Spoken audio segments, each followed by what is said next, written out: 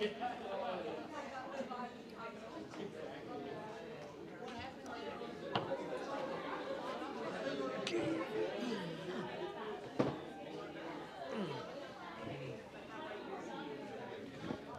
gonna do the qira'ah? Or?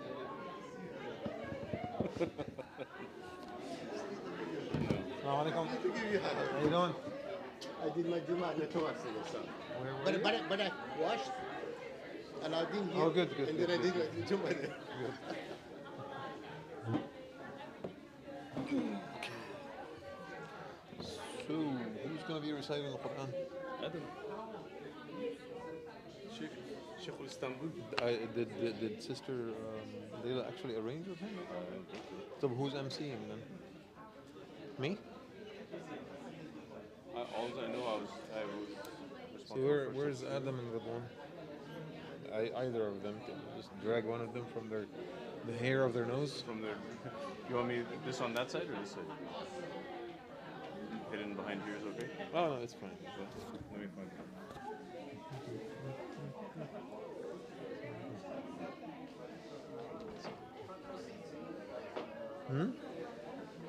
Assalamualaikum.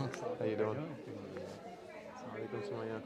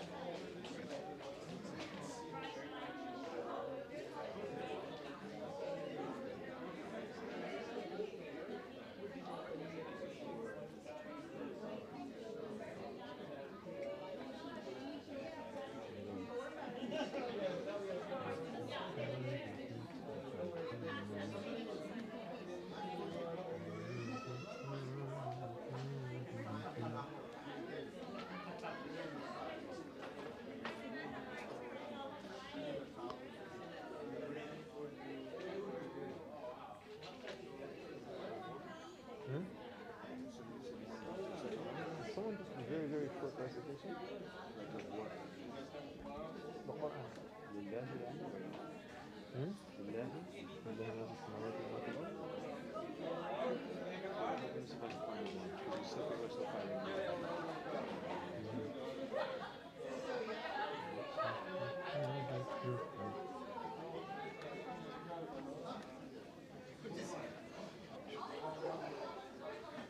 شيخنا تفضل. I gotta check something real quick. Hopefully it work. Inshallah.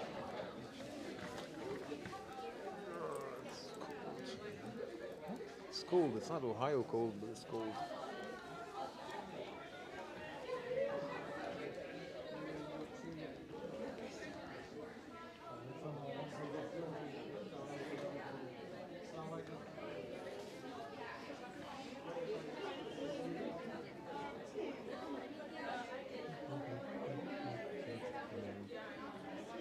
So I have.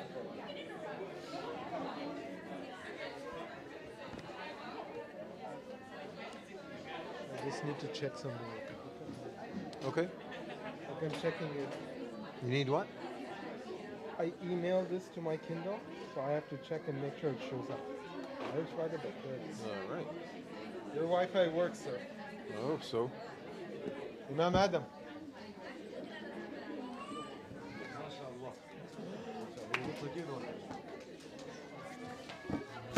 My wife said don't compete with Imam Aziz's Thobe game.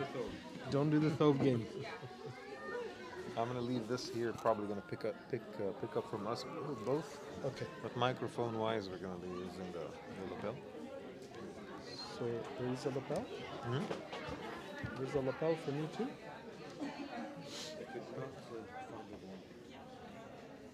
Assalamu alaikum wa rahmatullahi, guys. Please come to your seats. We're gonna start in just a few seconds.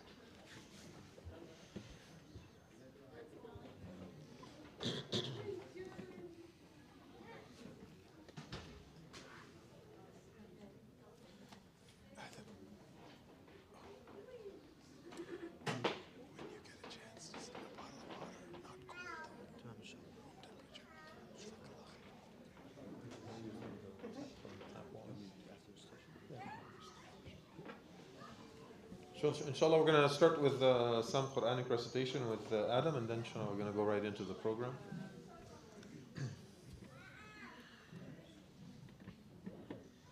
أعوذ بالله من الشيطان الرجيم بسم الله الرحمن الرحيم لله ما في السماوات وما في الأرض وإن تبدوا ما في أنفسكم أو تخفوه يحاسبكم به الله فيغفر لمن يشاء ويعذب من يشاء والله على كل شيء قدير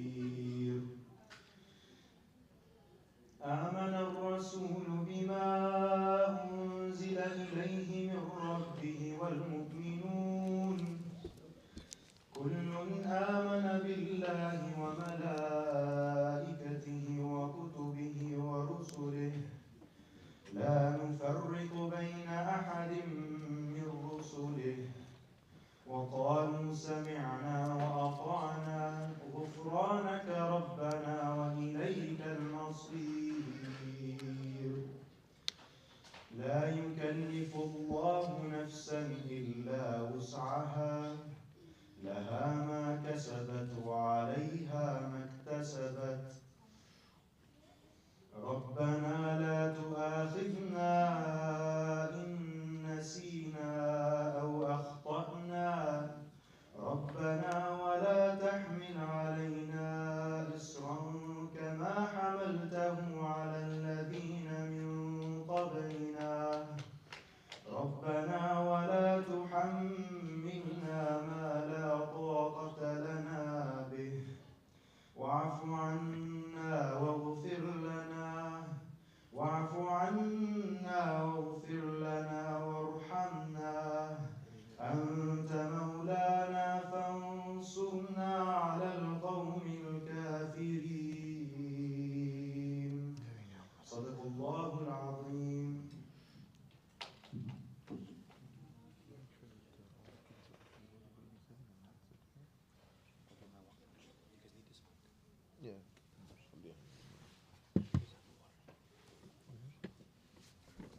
السلام عليكم ورحمة الله. أعوذ بالله من الشيطان الرجيم. بسم الله الرحمن الرحيم. الحمد لله رب العالمين والصلاة والسلام على محمد وعلى آله وصحبه أجمعين. You guys are more than welcome to move up to the front rows if you'd like. It'll make it easier for latecomers to find a spot to sit. Otherwise, you get intimidated. Thank you.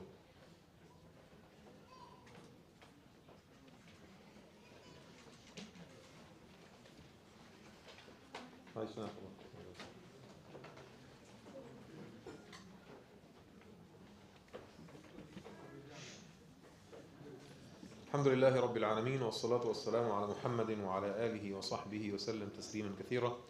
I begin in the name of Almighty Allah. I invoke His peace and blessings upon our beloved Prophet Muhammad sallallahu alaihi wasallam. I ask Allah to extend His blessings to the Prophet's family and his descendants, his companions and their followers, and the men and women that walk in their footsteps, and I ask Allah subhanahu wa ta'ala to make us, our families and loved ones among them. Allahumma ameen. Jazakallah khair for joining us tonight. This weekend is dedicated to the celebration of marriage in our Muslim community, the celebration of the Muslim family.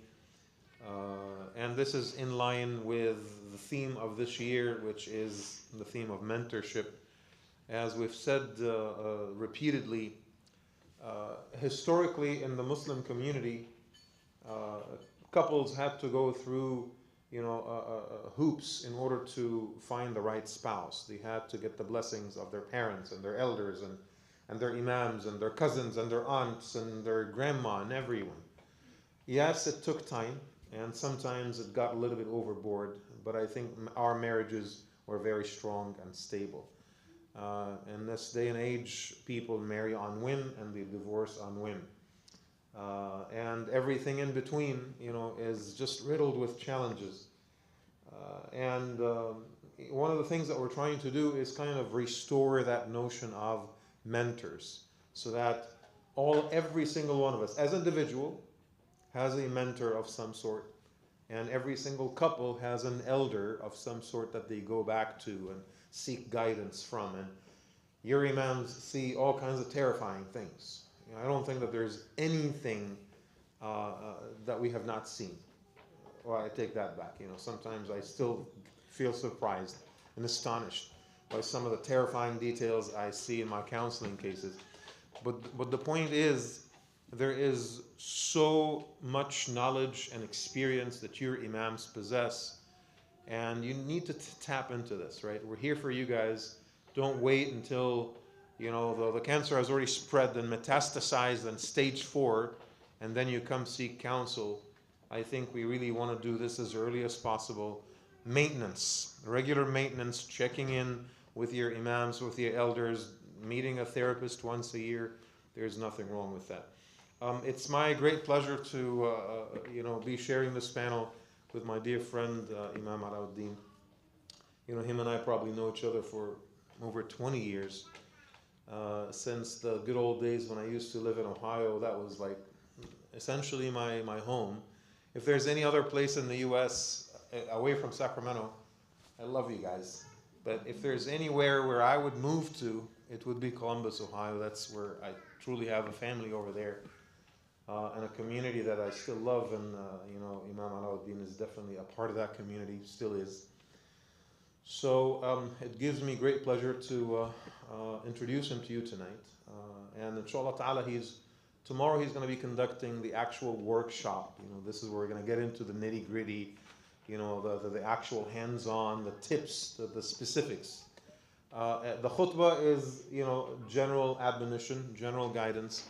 Tonight we get into something slightly more specific, and then tomorrow, inshallah, is going to be, you know, I'm not hyping you up. I'm just. No, don't. Yeah, okay. Don't.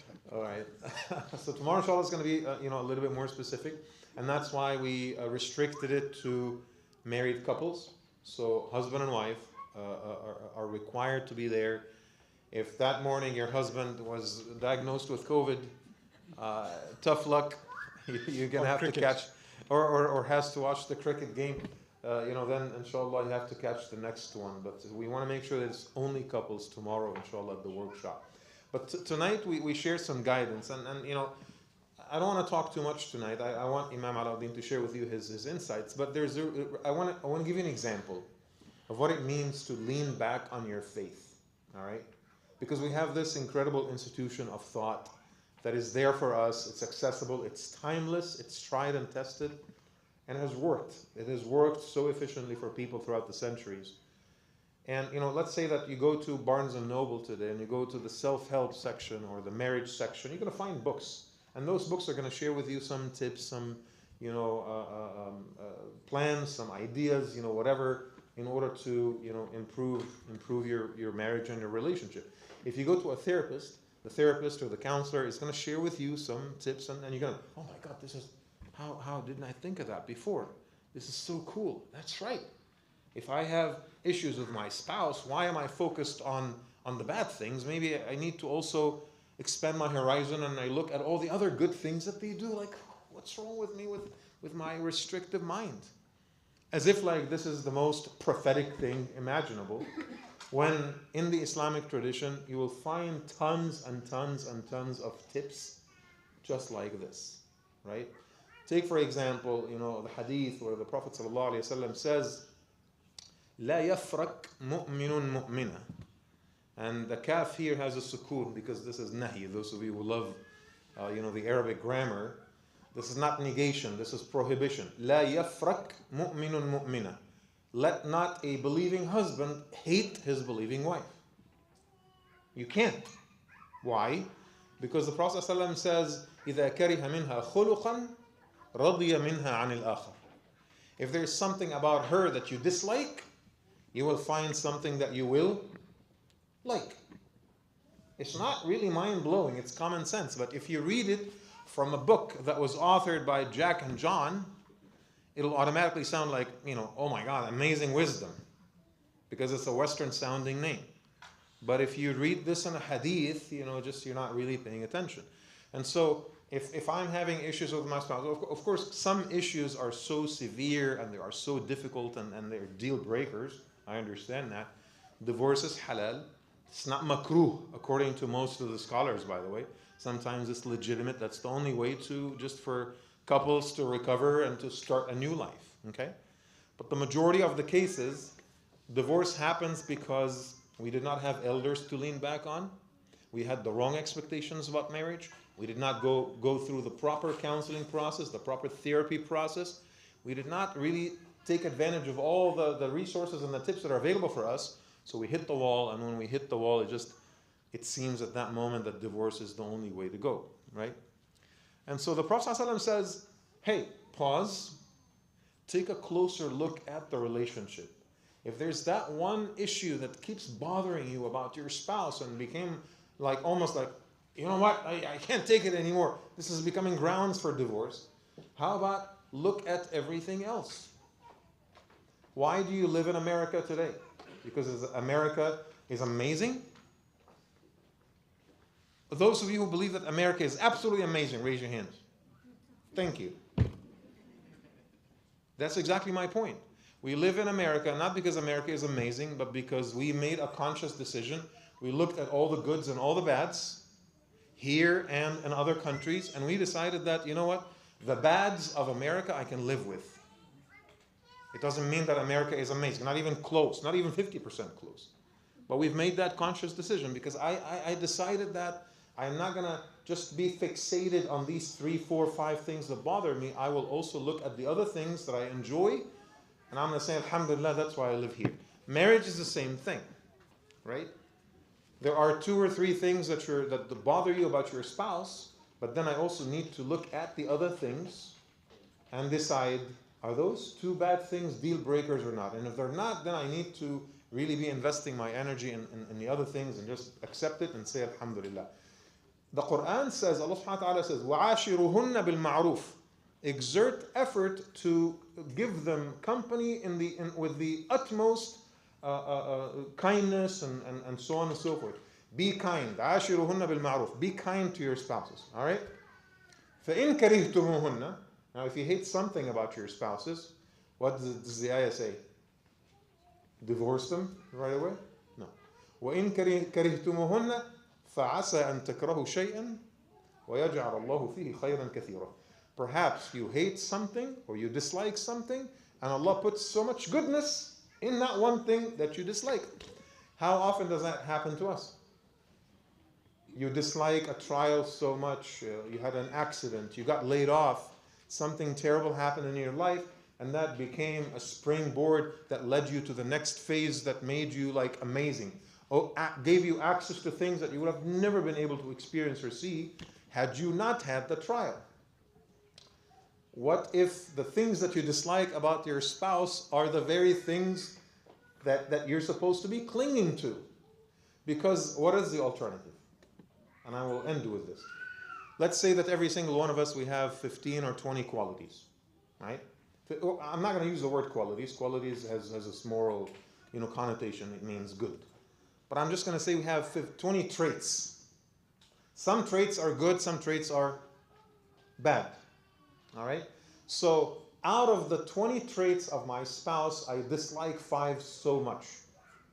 1, 7, 13, 18, and 20. All right? So I decide to leave my spouse and go marry somebody else.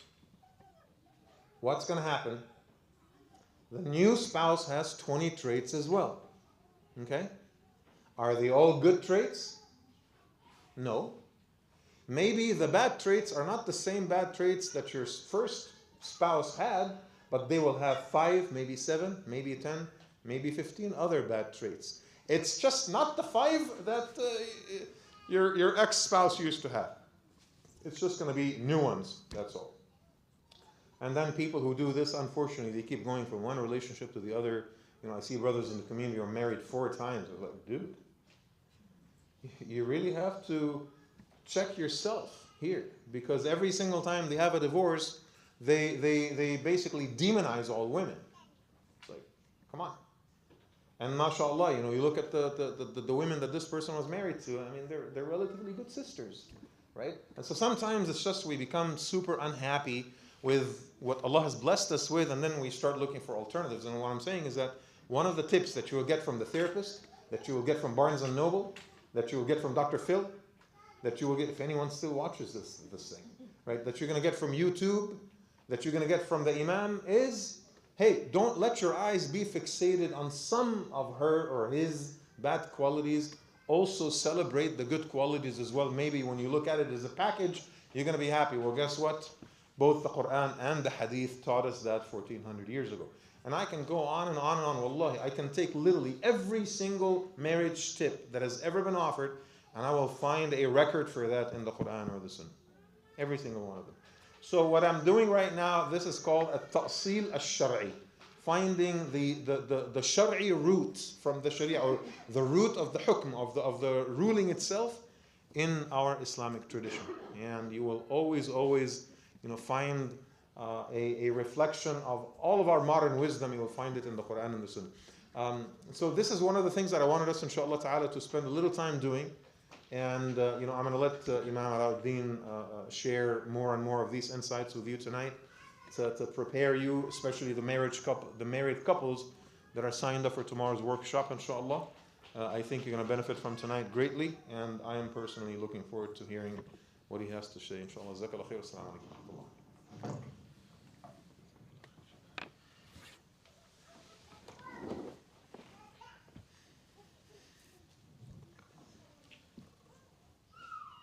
We ready to go home? MashaAllah, that'll just about covered. Bismillah, alhamdulillah, salatu wassalamu ala rasulullah, wa ala alihi wa sahbihi wa wala. Allahumma ati nufusana taqwaha, wa zakkiha anta khayr man zakkaha, anta waliyuha wa mawlaha. Allahumma allimna ma yanfa'una wa anfa'na bima 'allamtana. Ameen ya Rabbil Alameen. So there's an American journalist. Anyone hear of the name Ambrose Bierce? Does that name ring a bell at all to anyone? Okay. Anyway, so he was around in the 60s and 70s. He said something really interesting. He said, love is temporary insanity. Love is temporary insanity curable by marriage. So as we sit here, I want you to ponder for a second and see how many of us got cured of our love when we got married. SubhanAllah. Another one I really like is marriage is like a deck of cards. How many of you have heard this one? Marriage is like a deck of cards. In the beginning, it's all hearts and diamonds. Later, it all becomes clubs and spades. So on that little somewhat morbid note, I just wanted to start off by offering a few disclaimers, inshallah ta'ala. First of all, thank you all for coming. Jazakumullah khair. For you, I pray that Allah subhanahu wa ta'ala put into it benefit, something that you walk away with tonight that you can apply in your lives, inshallah. And maybe if you remember, you can make dua for Imam Aziz and for me and my family as well. For me, just being here is a treat. Just seeing your faces, just seeing people that are near and dear to my heart and to my family as well. I just want to thank you for coming, regardless of anything else, inshallah ta'ala. I also want to offer this disclaimer. Imam Aziz mentioned it. If you've come and you think either Imam Aziz or I have that perfect marriage and we've accomplished that pinnacle of marriage and our wives are utterly thrilled with us and so on, you need a refund. I'll tell you that much. So we don't approach this from the place of we figured it out, we've just kind of like owned it, and now we're here from a higher position, sharing some just earth-shaking paradigms with you and some nuggets of wisdom. Most of what I'll share with you here in the next few minutes or so, I actually got because my wife and I, we run a spiritual coaching practice in our community. In that we've worked with couples, mashallah, tabarakallah, some have excellent marriages that we look up to. Some have disastrous marriages. And many have what I call settlement marriages. And we'll talk about that a little bit. You don't have the marriage that Allah subhanahu wa ta'ala and His Prophet wishes or willed or taught us towards. But you don't have a marriage on the precipice of end or disaster or divorce. But a lot of people sort of in the middle, but yet, we call them settlement marriages. And settlement marriages aren't necessarily bad. They're actually the best place for you to start. If you're somebody tonight, when we talk about it later, and you say, oh my God, I'm one of those people in those settlement marriages, this is your opportunity, inshallah, to renew your niyyah, to renew your commitment to your spouse, inshallah. And that's a really, really like good spot to take off from, inshallah, and take your marriage, inshallah, to the next level where it's fulfilling for you and your spouse. And may Allah subhanahu wa ta'ala make it so. Ameen ya Rabbal Alameen. The other thing is that we're just kind of scratching the surface here today. This takes months. This is not one talk, one lecture. This takes us meeting with couples on almost a weekly basis. The third thing I'll say is that some important elements won't be covered here. They're very, very important to marriages. They're very important to fulfilling marriages. We can only do that when there are only couples in the room, or children under 2 or 3 or something like that. But there are, maybe you should come tomorrow. I don't know. But some of the things that I'm going to skim over really quickly. And the last thing I'll say is, as with most things, 80-20 rule applies here as well. There'll be certain things that I'll share that may not apply to you, but something applies. Every little thing applies to someone here, inshallah ta'ala. So with that, let's talk about marriage. So marriage, like I said, before marriage, and how many of you, by the way, were not at the Jummah khutbah here in Roseville? I did them both, so. Or you were not at the first and second khutbah. How about that? Nice, just 5 of you, 6 of you. Okay, so we can go to a different room and do this, right? No, I'm kidding. SubhanAllah. So I covered some of these things, just touched on them during the khutbah itself. That before marriage, my brothers and sisters, there were pairs. That pairing, coupling, marriage, this is not unique to human beings, is it? It's not.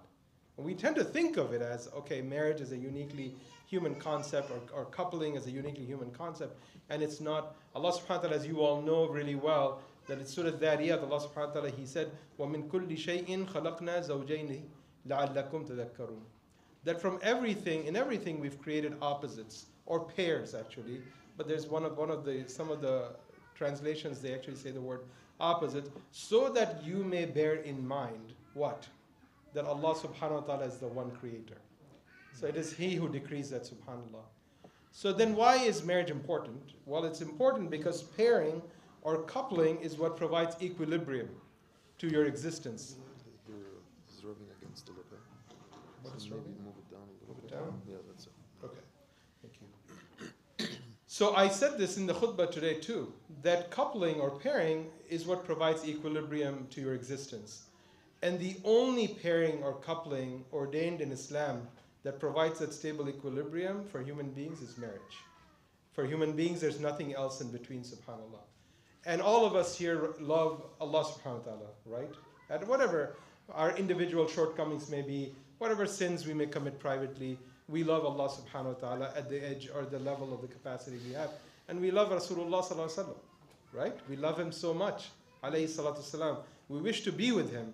And Rasulullah sallallahu alaihi wasallam, he expressly says, and I don't know, I mean, Imam Aziz is sitting next to me, and he can maybe shed some more light if needed. But I can't remember other hadith, that there are very select ahadith. Only in a few instances he said, فَلَيْسَ مِنِّي. Then he's not from among me. He's not one of mine. You know what I'm saying? You look at kids going around, and you go, that one's mine. To me, that's a beautiful expression of love. Isn't it? You claim that person. You claim that life. You claim that human being. You know, Rasulullah sallallahu alaihi wasallam, in very, very few instances, he said such and such person, فَلَيْسَ مِنِّي. Right? One of those instances is where he says, النِّكَاحُ مِن sunnati. To be married is from among my practices, my sunnah. فَمَنْ لَمْ يَعْمَلْ. Then he said, then whosoever does not do that, then he فَلَيْسَ مِنِّي, subhanAllah. So I'm just laying the ground for some of you, particularly the young here. Because you're living at a time right now, subhanAllah, where you're being told that why should you get married? Or I run into people, I meet parents, and they say, my son is 35 years old, he doesn't want to get married. All right? And I often tell them the truth about that they then look at me, I whisper it very gently to them, and they look at me with their eyes wide open. Right? They thought that it was just about, there are many reasons, there are a few reasons why some man is 35 years old and he doesn't want to get married, or he doesn't want to be with a woman. And none of those reasons are good, subhanAllah. And sometimes that we're in denial about that. But my point here fundamentally is to lay the groundwork to say to you that marrying is the default. It's the default of creation. It's the default of human beings. And not marrying, subhanAllah, is the expression, is the exception. And like I said, subhanAllah, there are many voices to the contrary. There are voices today, for some of us, like I'm in my 50s now, right? But there were voices that weren't around when I was younger, when I was 21 years old or 22 years old. You know, there are voices of what I call voices of self-centeredness. You yourself, if you're in that age group, in your 20s or early 30s, you're hearing these voices. Or if you're older and you have children in that group, or even late teens, they're hearing these voices. These voices are saying, live for yourself. Like, why should you make someone else a part of your life? And that's a really loud voice. And they're hearing it from many, many different sources. They're hearing it from people who are traveling around the world and blogging, right? And they're influencers, and they're making 200K a month. They're the ones telling you, why would you want to share your life with someone else? Why would you want to deal with the hassle? Right? And then there's these other voices, I call it the voices of hedonism. You know, subhanAllah, some people, I wasn't around, I was a child, but people lived through the 60s. And people would say that was a very hedonistic time, right? There was a time in America in the 60s when everything was about maximizing your pleasure. Do what feels right to you. Eat what feels right. Snort what feels right. Sleep with whatever feels right. Do whatever. I'm telling you all, if you don't already know this, that we're entering a time, or we have entered a time of hedonism that is unprecedented. Because even in the 60s, people would look at that and go, oh, he went to Woodstock. Right? And that wasn't considered good in society. Like, for context, like that was the big concert, everything that you don't want your children to do was done there. But back when it was done, everybody looked at that and said, that's the negative of society. And today, everyone who's telling you, do not commit to one person. Do not bring a child into this world. Do not take on responsibility for providing for your family. You do not need to care about your elderly parents. Every one of them is presenting that to you as though it is a virtue. That's what's being presented to your children. That's what's being presented to yourself if you're in that age group. So to those people, I say, let me assure you that throughout history, people, men and women, they have lived and died for something other than themselves. Right? If the historical trend was what you think is the right thing to do today, then you would never have been born. You would not have existed if people hundreds years ago, 200 years ago, 500 years ago thought the way you may think, like the voices of hedonism, right? Like I said, why commit to one person? Self-centeredness is saying, I don't want to commit to anybody. Voices of hedonism is, why commit to one person when I can have 1, 2, 3, 4, 5, and not be committed to any of them? And you all live in California. I come from relatively conservative Ohio. And I always used to talk to Imam Aziz. Like I'm telling you, I've been talking to him since he came here about 15 years ago. What's going on in California? You know why? Because you guys are what I call the bleeding edge. Everything happens here first.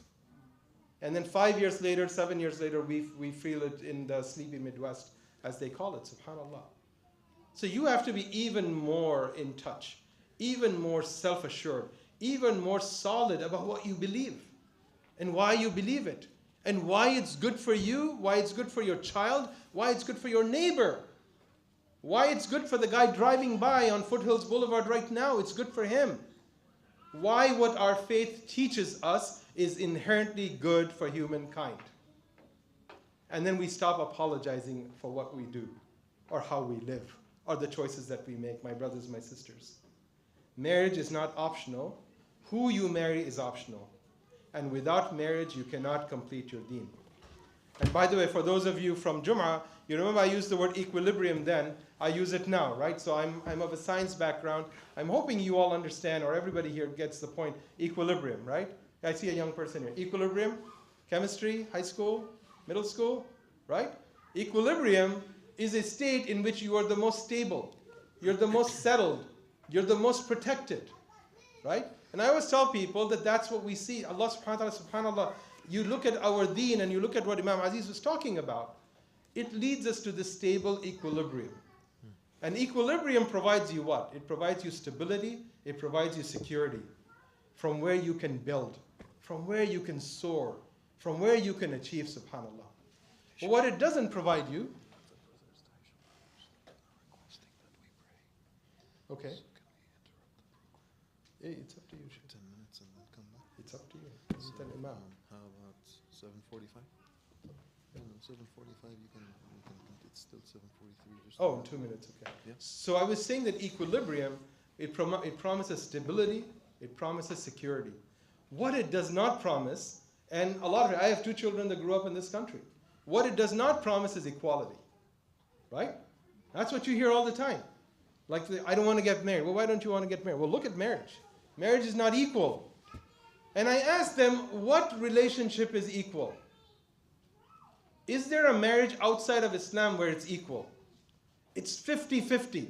It's not 51-49. It's not 70-30. It's not 60-40. The husband and the wife love each other, give to each other at 50-50. Is there such a relationship? Is there such a relationship where, even outside of marriage, boyfriend, girlfriend, right? You all know people, you live in real society. When you look at relationships, do you look and you go, how often do you go and see this is exactly 50-50? Or how often do you see, this is a tough spot, I hope your kids aren't listening, even as parents, right? Push comes to shove, we do not even love our children equally. We do not love our children equally. That's the truth they don't need to know. But the truth that you and I know, that as parents, Allah subhanahu wa ta'ala, even if we do not love them equally, we love them 100% and we love them 101%. Right? Alhamdulillah, Allah puts the love in a mother and a father to love. So the point being in all of this, and I'll stop with this, that subhanAllah, equilibrium. Where marriage provides equilibrium. Equilibrium provides you stability. Equilibrium provides you security. Equilibrium provides you the foundation from which you can build a life that is pleasing to Allah subhanahu wa ta'ala. Equality was never the goal. And equality is never achieved in any relationship, inshallah. With that, we'll stop here at 7:45. We're going to pray, we're going to pray Isha, and we're going to come right back, inshallah ta'ala. Jazakumullah khair. Assalamu alaikum wa rahmatullahi wa barakatuh. You guys are the best part of the program still coming, inshallah, after Isha, so don't have any thoughts on it. Imam Aziz is going to sing.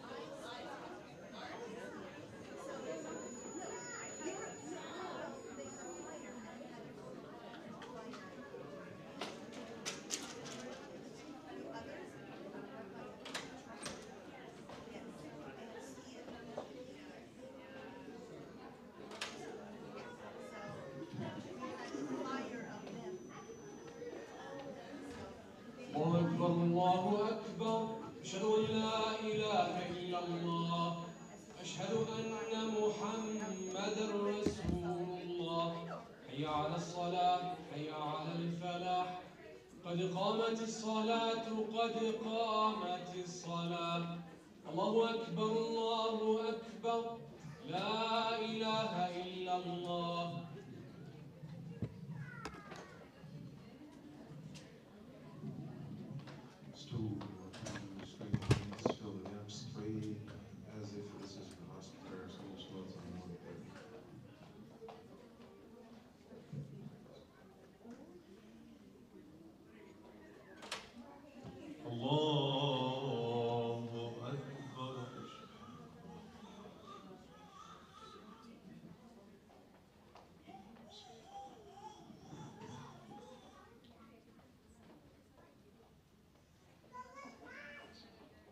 الحمد لله رب العالمين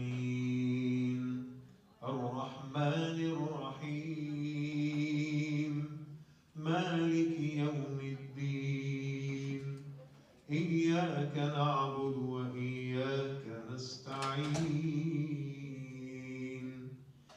اهدنا الصراط المستقيم صراط الذين أنعمت عليهم غير المغضوب عليهم ولا الضالين.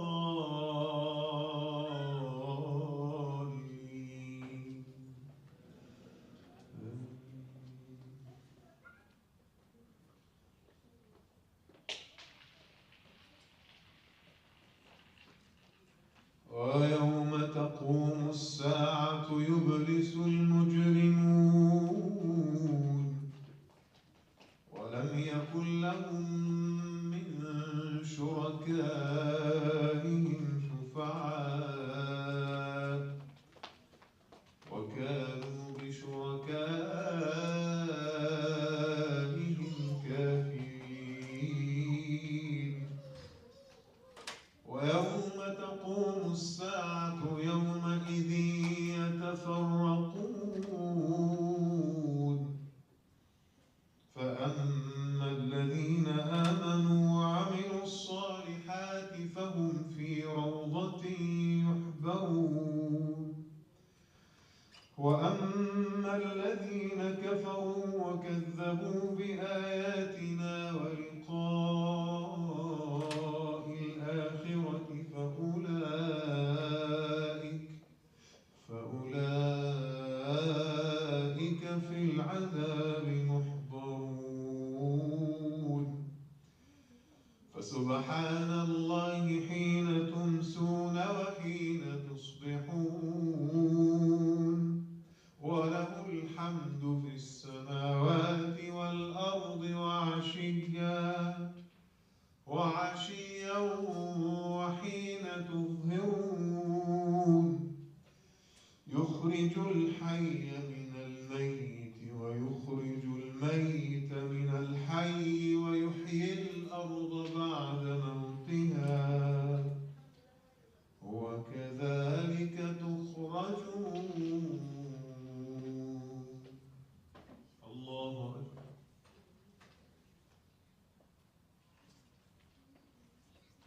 سمع الله لمن حمده.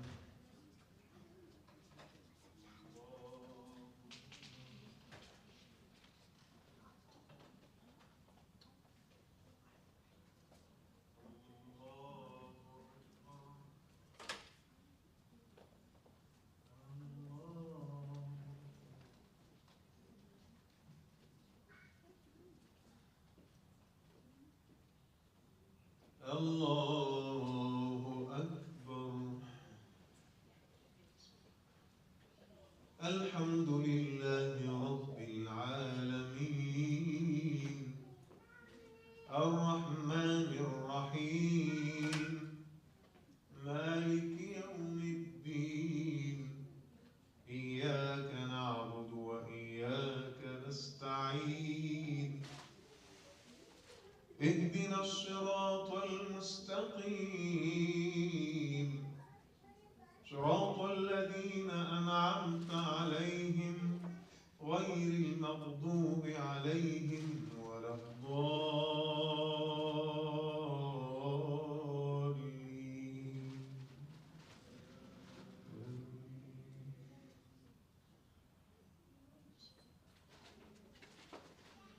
ومن آياته أن خلقكم من تراب ثم إذا أنتم بشر تنتشرون. ومن آياته أن خلق لكم من أنفسكم أزواجا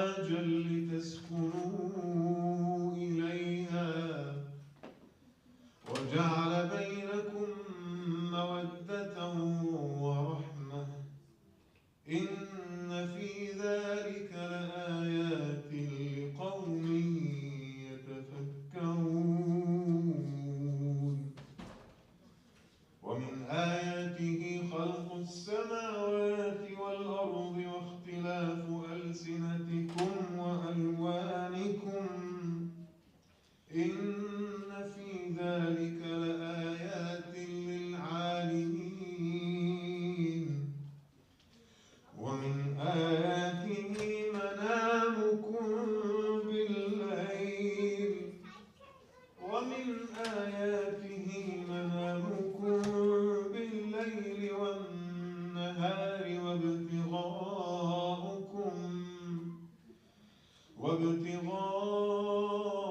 وابتغاؤكم من فضله إن في ذلك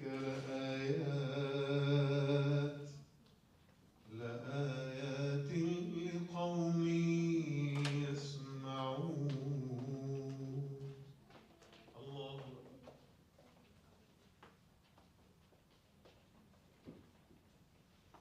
سمع الله لمن حمده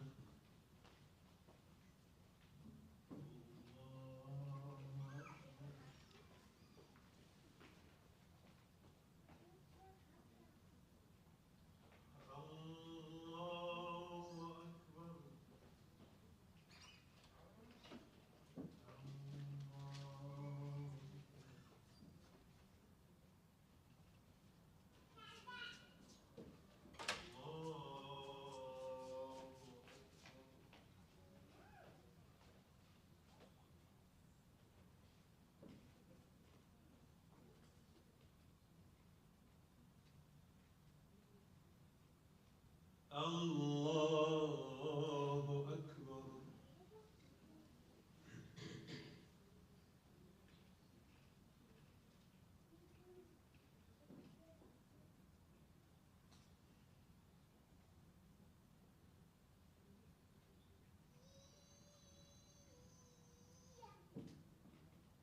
الله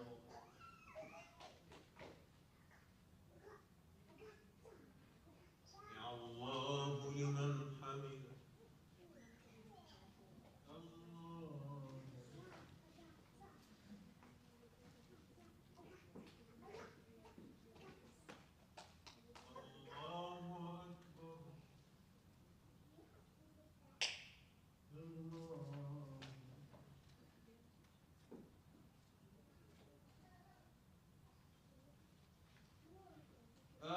الله أكبر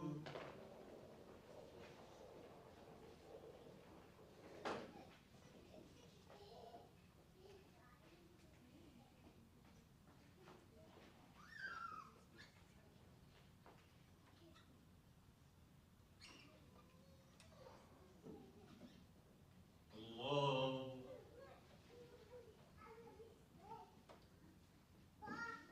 سمع الله لمن حمده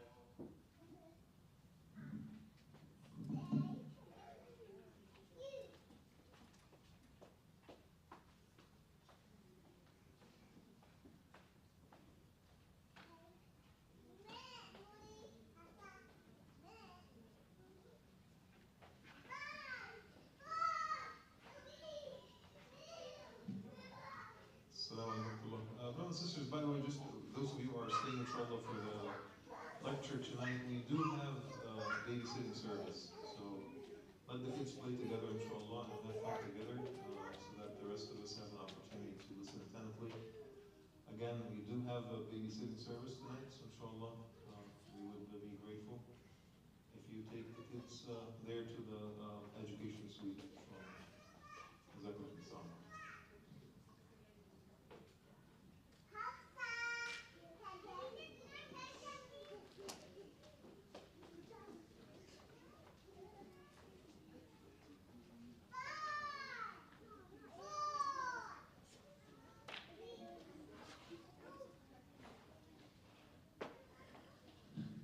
And inshallah ta'ala, we're going to pray Salat al-Sunnah and head on back to our seating area. We're going to start in exactly 5 minutes, inshallah.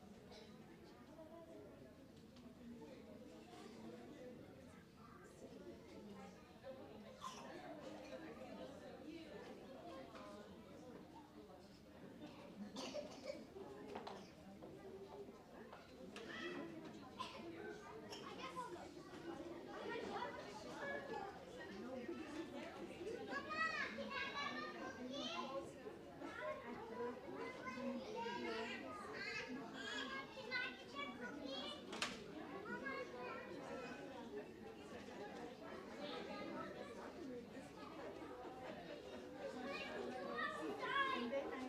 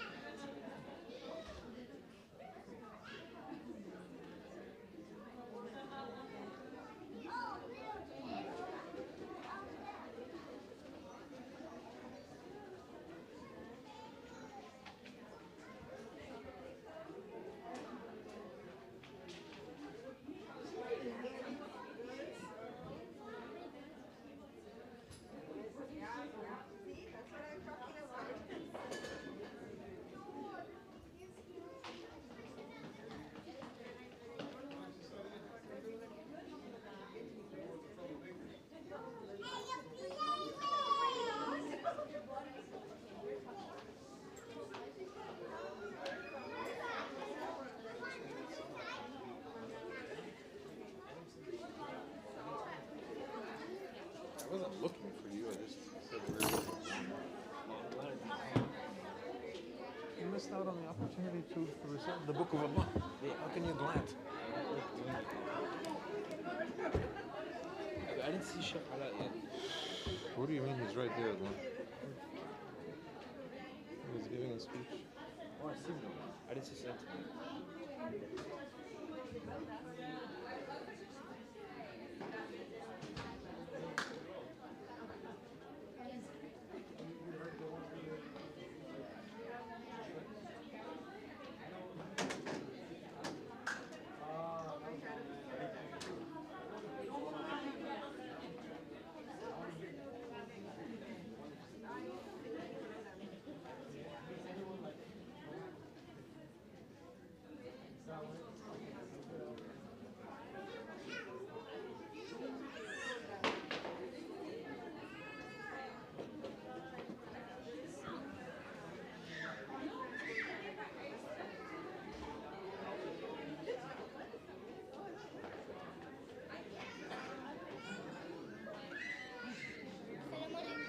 Alaikum assalam. How are you?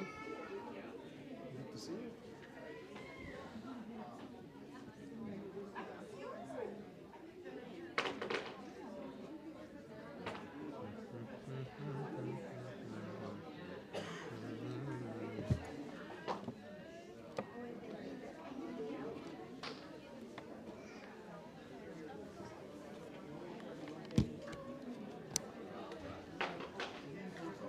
Assalamu alaikum, brothers and sisters. Inshallah, please come to your seats. We're going to start in about 1 minute.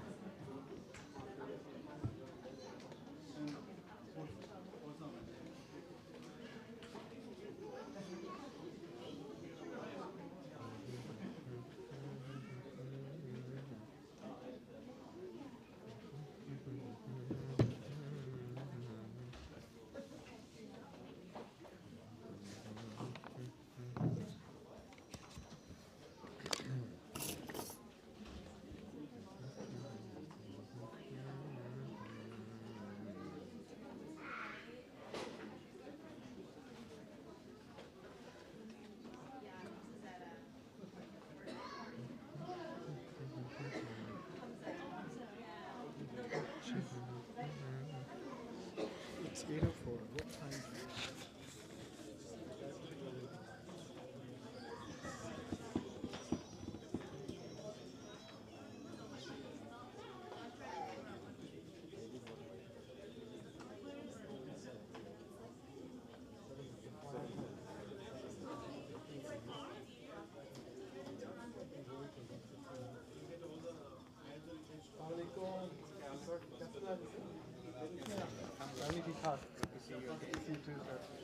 What's up, bro?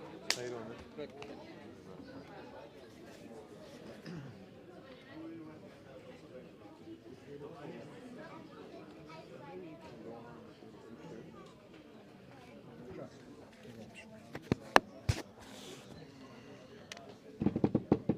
You can go ahead and start, inshallah, they will come. That's why I don't like interrupting programs, because that usually happens. That's fine. Of all the things that are wrong in this world,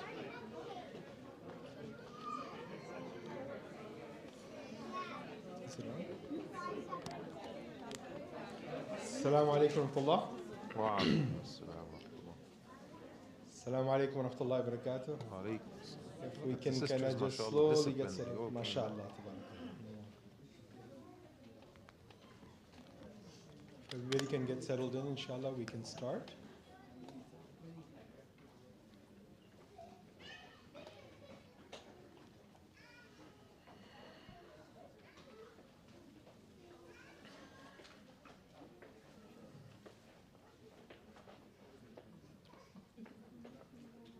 Is there someone who has to press a button or something? Or just go? No. Are you good to go?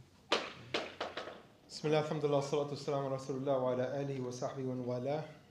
Before we took the break, as you all may recognize by now, I was basically making the case for marriage, right? Because that's the fundamental thing to do. That is what Allah subhanahu wa ta'ala commands. That is what Rasulullah sallallahu alaihi wasallam teaches us. And without Allah, we are nothing. And without the teachings of Rasulullah sallallahu alaihi wasallam, we are no one. And so I always, I know everybody wants to hear the good and bad, the ins and outs, the tools and techniques, but it's always important to me to level set in case there's one person in this room who will never say it out loud, but in their minds, in their hearts, they think, what's all this fuss about, right? And it's very important for us to level set with them this fundamental foundational basis, inshallah ta'ala. I want to take a few minutes, inshallah, and just mention a couple of references again from, about Islam's view on marriage from the lenses of the Quran. So I'll try to get through this really quickly. The first ayah, as you all heard Imam Aziz, for that matter, recite in the second rak'ah today. MashaAllah, may Allah subhanahu wa ta'ala bless and protect Imam Aziz. Say Ameen. Ameen, barakallahu feekum. And it is about Allah subhanahu wa ta'ala's introduction to marriage. I spoke about it in the khutbah as well. So just let's do a quick recap. 90% of you said you were here for the first or the second khutbah, right? So what does Allah subhanahu wa ta'ala introduce marriage as? The fundamental premise of marriage is what? Anybody? Allah subhanahu wa ta'ala says that from among His signs is that He created from among you your pairs, your spouses, so that you may what? Sukoon, right? لِتَسْكُنُوا إِلَيْهَا, so that you may find tranquility with them. That's the fundamental premise of marriage. And then when people do that for that reason and use that as the criterion for getting married, then Allah subhanahu wa ta'ala promises us what? Mawadda and Rahma. So real quickly, we need both, do we not? So mawadda, just layman's definition, is the emotional, passionate love that you feel for your spouse or for someone else in some instances, right? And rahmah is the mercy that you feel towards them.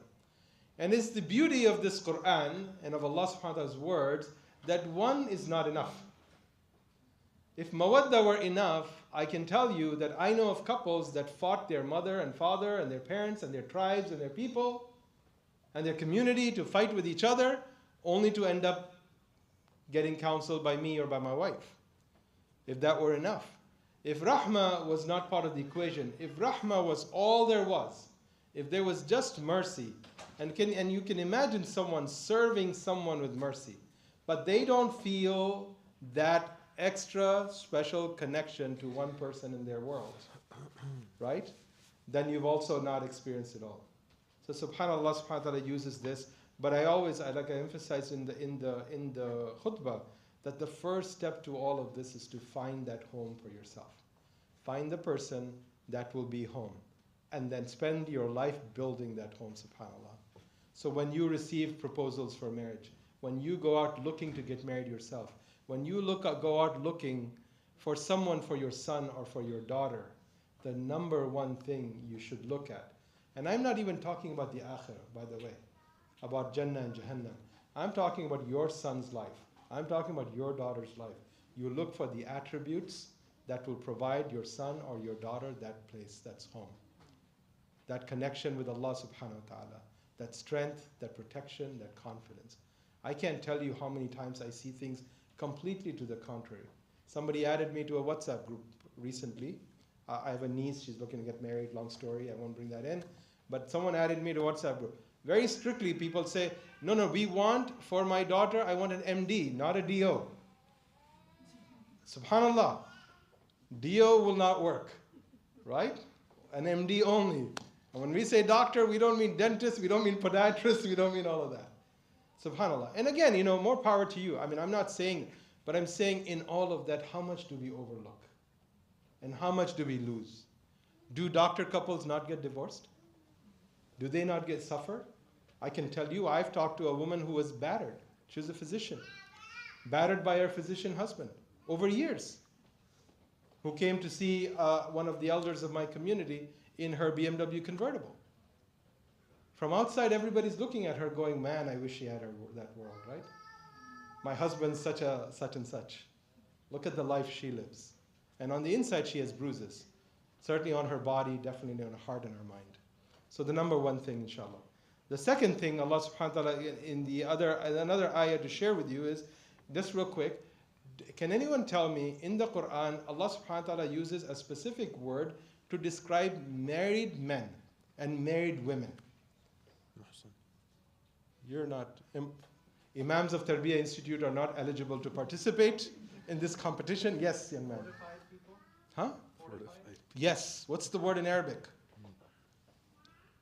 Okay. No, you got, anybody else? What's the word in Arabic? Allah subhanahu wa ta'ala specifically uses to refer to married men or married women.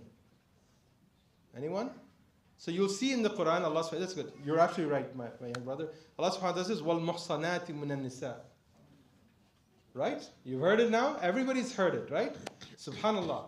Allah subhanahu, and if you go to the root language, the root meaning of the word wal muhsanat, someone says wal muhsanat. And so you say, what does that mean? They say to you, it means a married woman. In the same ayah, Allah says wal muhsinin also. Married men. But what nobody stops to tell you is the word muhsanat, its root word comes from the word to be fortified. Allah subhanahu wa ta'ala uses the term marriage for a woman or marriage for a man in the context of being within a fort. Imagine, subhanAllah, the beautiful imagery of the Quran. Now people say, why should I bother to learn the Quran? I'm following the rules. People say, why should I bother to learn English? Or learn the Arabic language? Or understand the Quran in Arabic, subhanAllah. Not that you need it to go to Jannah or Jahannam, but I tell you, there is a halawa. There is something about understanding the root. Wal muhsanat means those who are like in a fortress. And that fortress is marriage, subhanAllah. Where you are protected physically, you are protected spiritually, you are protected emotionally, subhanAllah. One more thing I'll share with you all. And everybody knows this ayah, inshallah, and it's coming. Ramadan is coming soon. We'll all hear the ayat of Ramadan many, many, many times. There are commandments about fasting, right? You got to fast. There's a mention of the Quran. You have to mention the Quran in the context of Ramadan. Then there are the technical days, what days you fast, and if you're traveling, what do you do, right? I'm not going to go through all the verses in the interest of time. And subhanAllah, within those ayat of Ramadan, Allah subhanahu wa ta'ala says, أُحِلَّ لَكُمْ لَيْلَةَ الصِّيَامِ الرَّفَثُ إِلَى نِسَائِكُمْ. And then he says the words, هُنَّ لِبَاسٌ لَكُمْ وَأَنْتُمْ لِبَاسٌ لَهُمْ. They are the garments to you, and you are the garments to them. And this, by the way, is mentioned in the ayat of Ramadan, of all places. And I used to sometimes wonder, like, why Ramadan, of all places? Like, why not in Surah Nisa with all the other ayat? Subhanallah. Until I actually met a couple, a woman, she reached out to us, and she said, can you talk to my husband? He said that Ramadan starting until the day of Eid.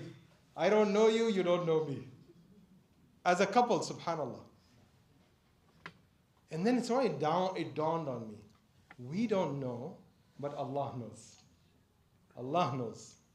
1,400 years ago, Allah knows. 1,500 years ago, 5,000 years ago, Allah knows the nature of the human being. Expressly in the month of Ramadan, expressly with the months of fasting, Allah subhanahu wa ta'ala describes a verse in which He describes the need for intimacy between a husband and a wife. And very specifically, He uses the term to describe them. They are garments to you and you are garments to them. So again, understand the beauty of the imagery of the Quran, subhanallah. What better description than a garment? What does a garment do? Very quickly.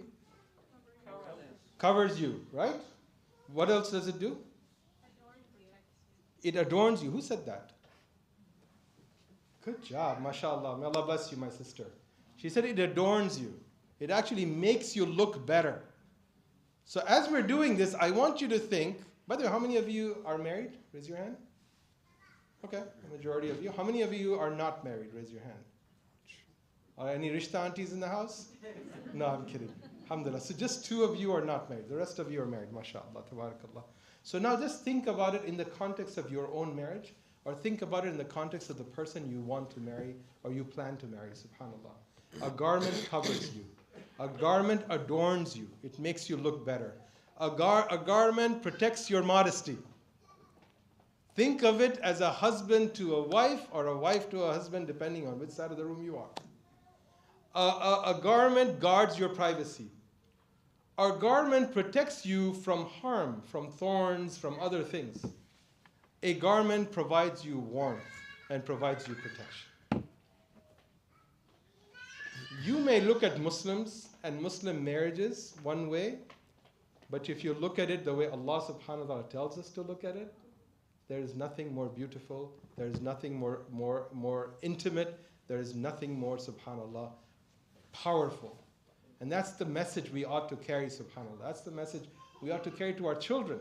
It's the message we ought to carry to our neighbors. We are the ones with the solution. I may be messed up. I may be full of shortcomings. To my neighbor, my lawn may have longer grass than he likes, right? I may have 16 Toyota Camrys and now Lexuses parked outside of my driveway on a Friday night for dawah that bothers him. I may do things that he may not approve of, but I am woefully short. We have shortcomings when it comes to our religion. Allah subhanahu wa ta'ala is above all of this. And Allah subhanahu wa ta'ala's teachings are perfect. Allah subhanahu wa ta'ala's commandments are good for us. They're good for our neighbors, and they're good for our society, subhanAllah.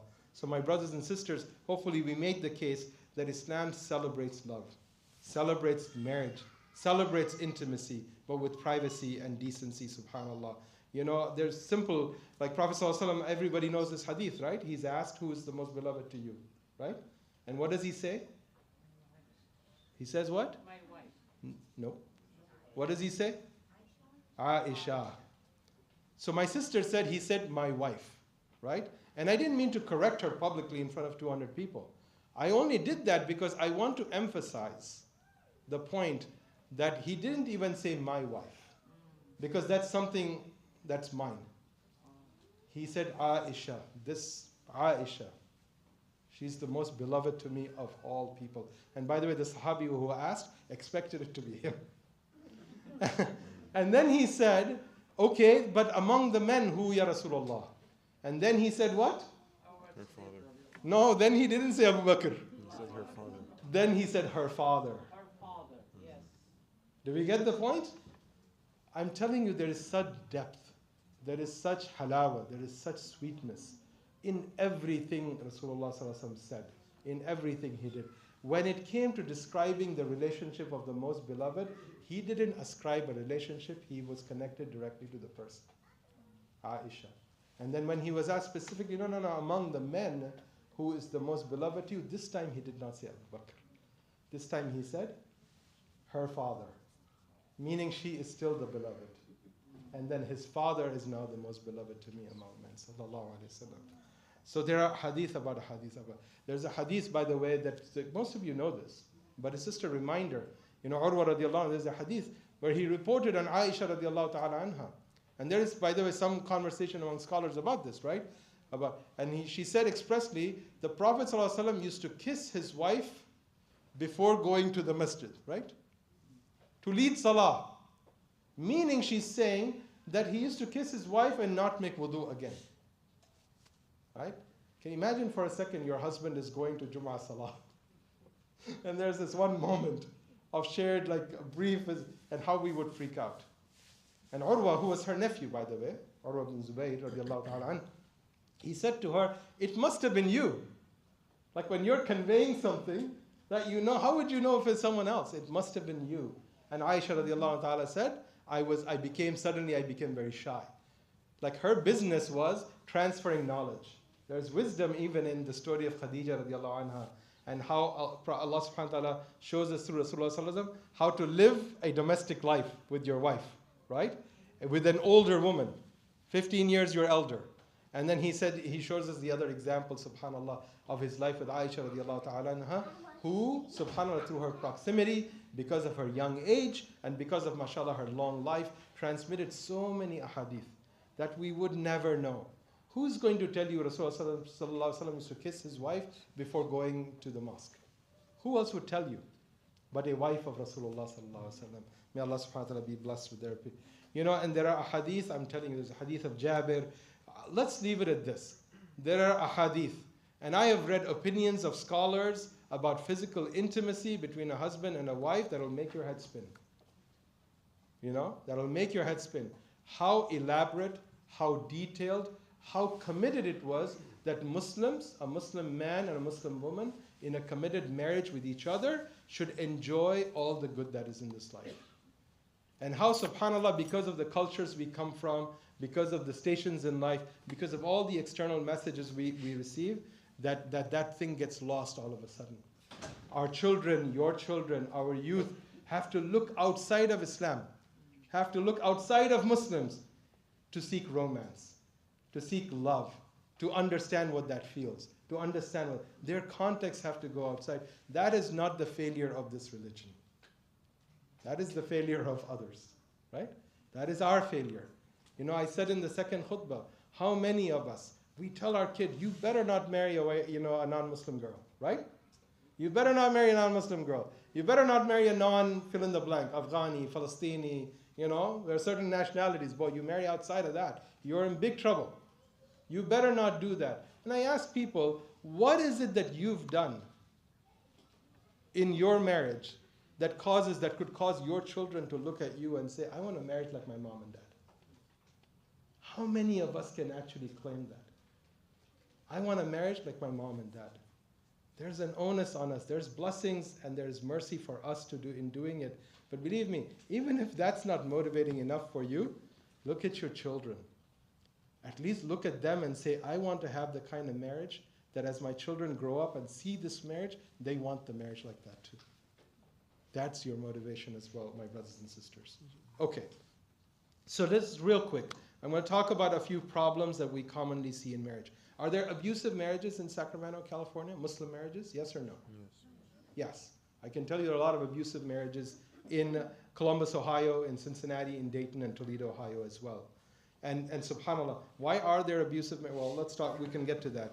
Are there marriages that are breaking or broken? Are there divorces? Do divorces happen in your community? Yes? Divorces happen in your community. Are some divorces necessary? Yes. I can categorically tell you, now you'll say this guy breaks marriages. I can categorically tell you, we talked to the husband, we talked to the wife, we talked to them for 3 months each, and we decided, you know what, that these are deal breakers, like Imam Aziz said. If this is what he requires, if this is what she requires, it's a deal breaker. But I tell you something else. It's amazing. I used to see this among non-Muslims. Now I see this among Muslims. If you see a man lose 30 pounds from the last time you saw him, it's a safe bet to ask him, did you get a divorce?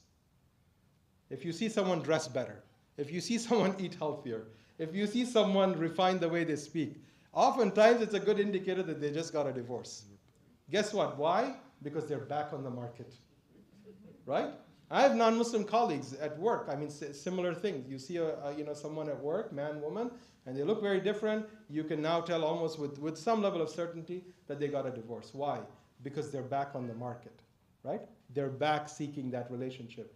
I will tell you, and I tell people who are struggling with and confronting divorce, I say, if you invest half of what you're going to invest to get remarried, if you invested in the marriage you have, you will come out ahead.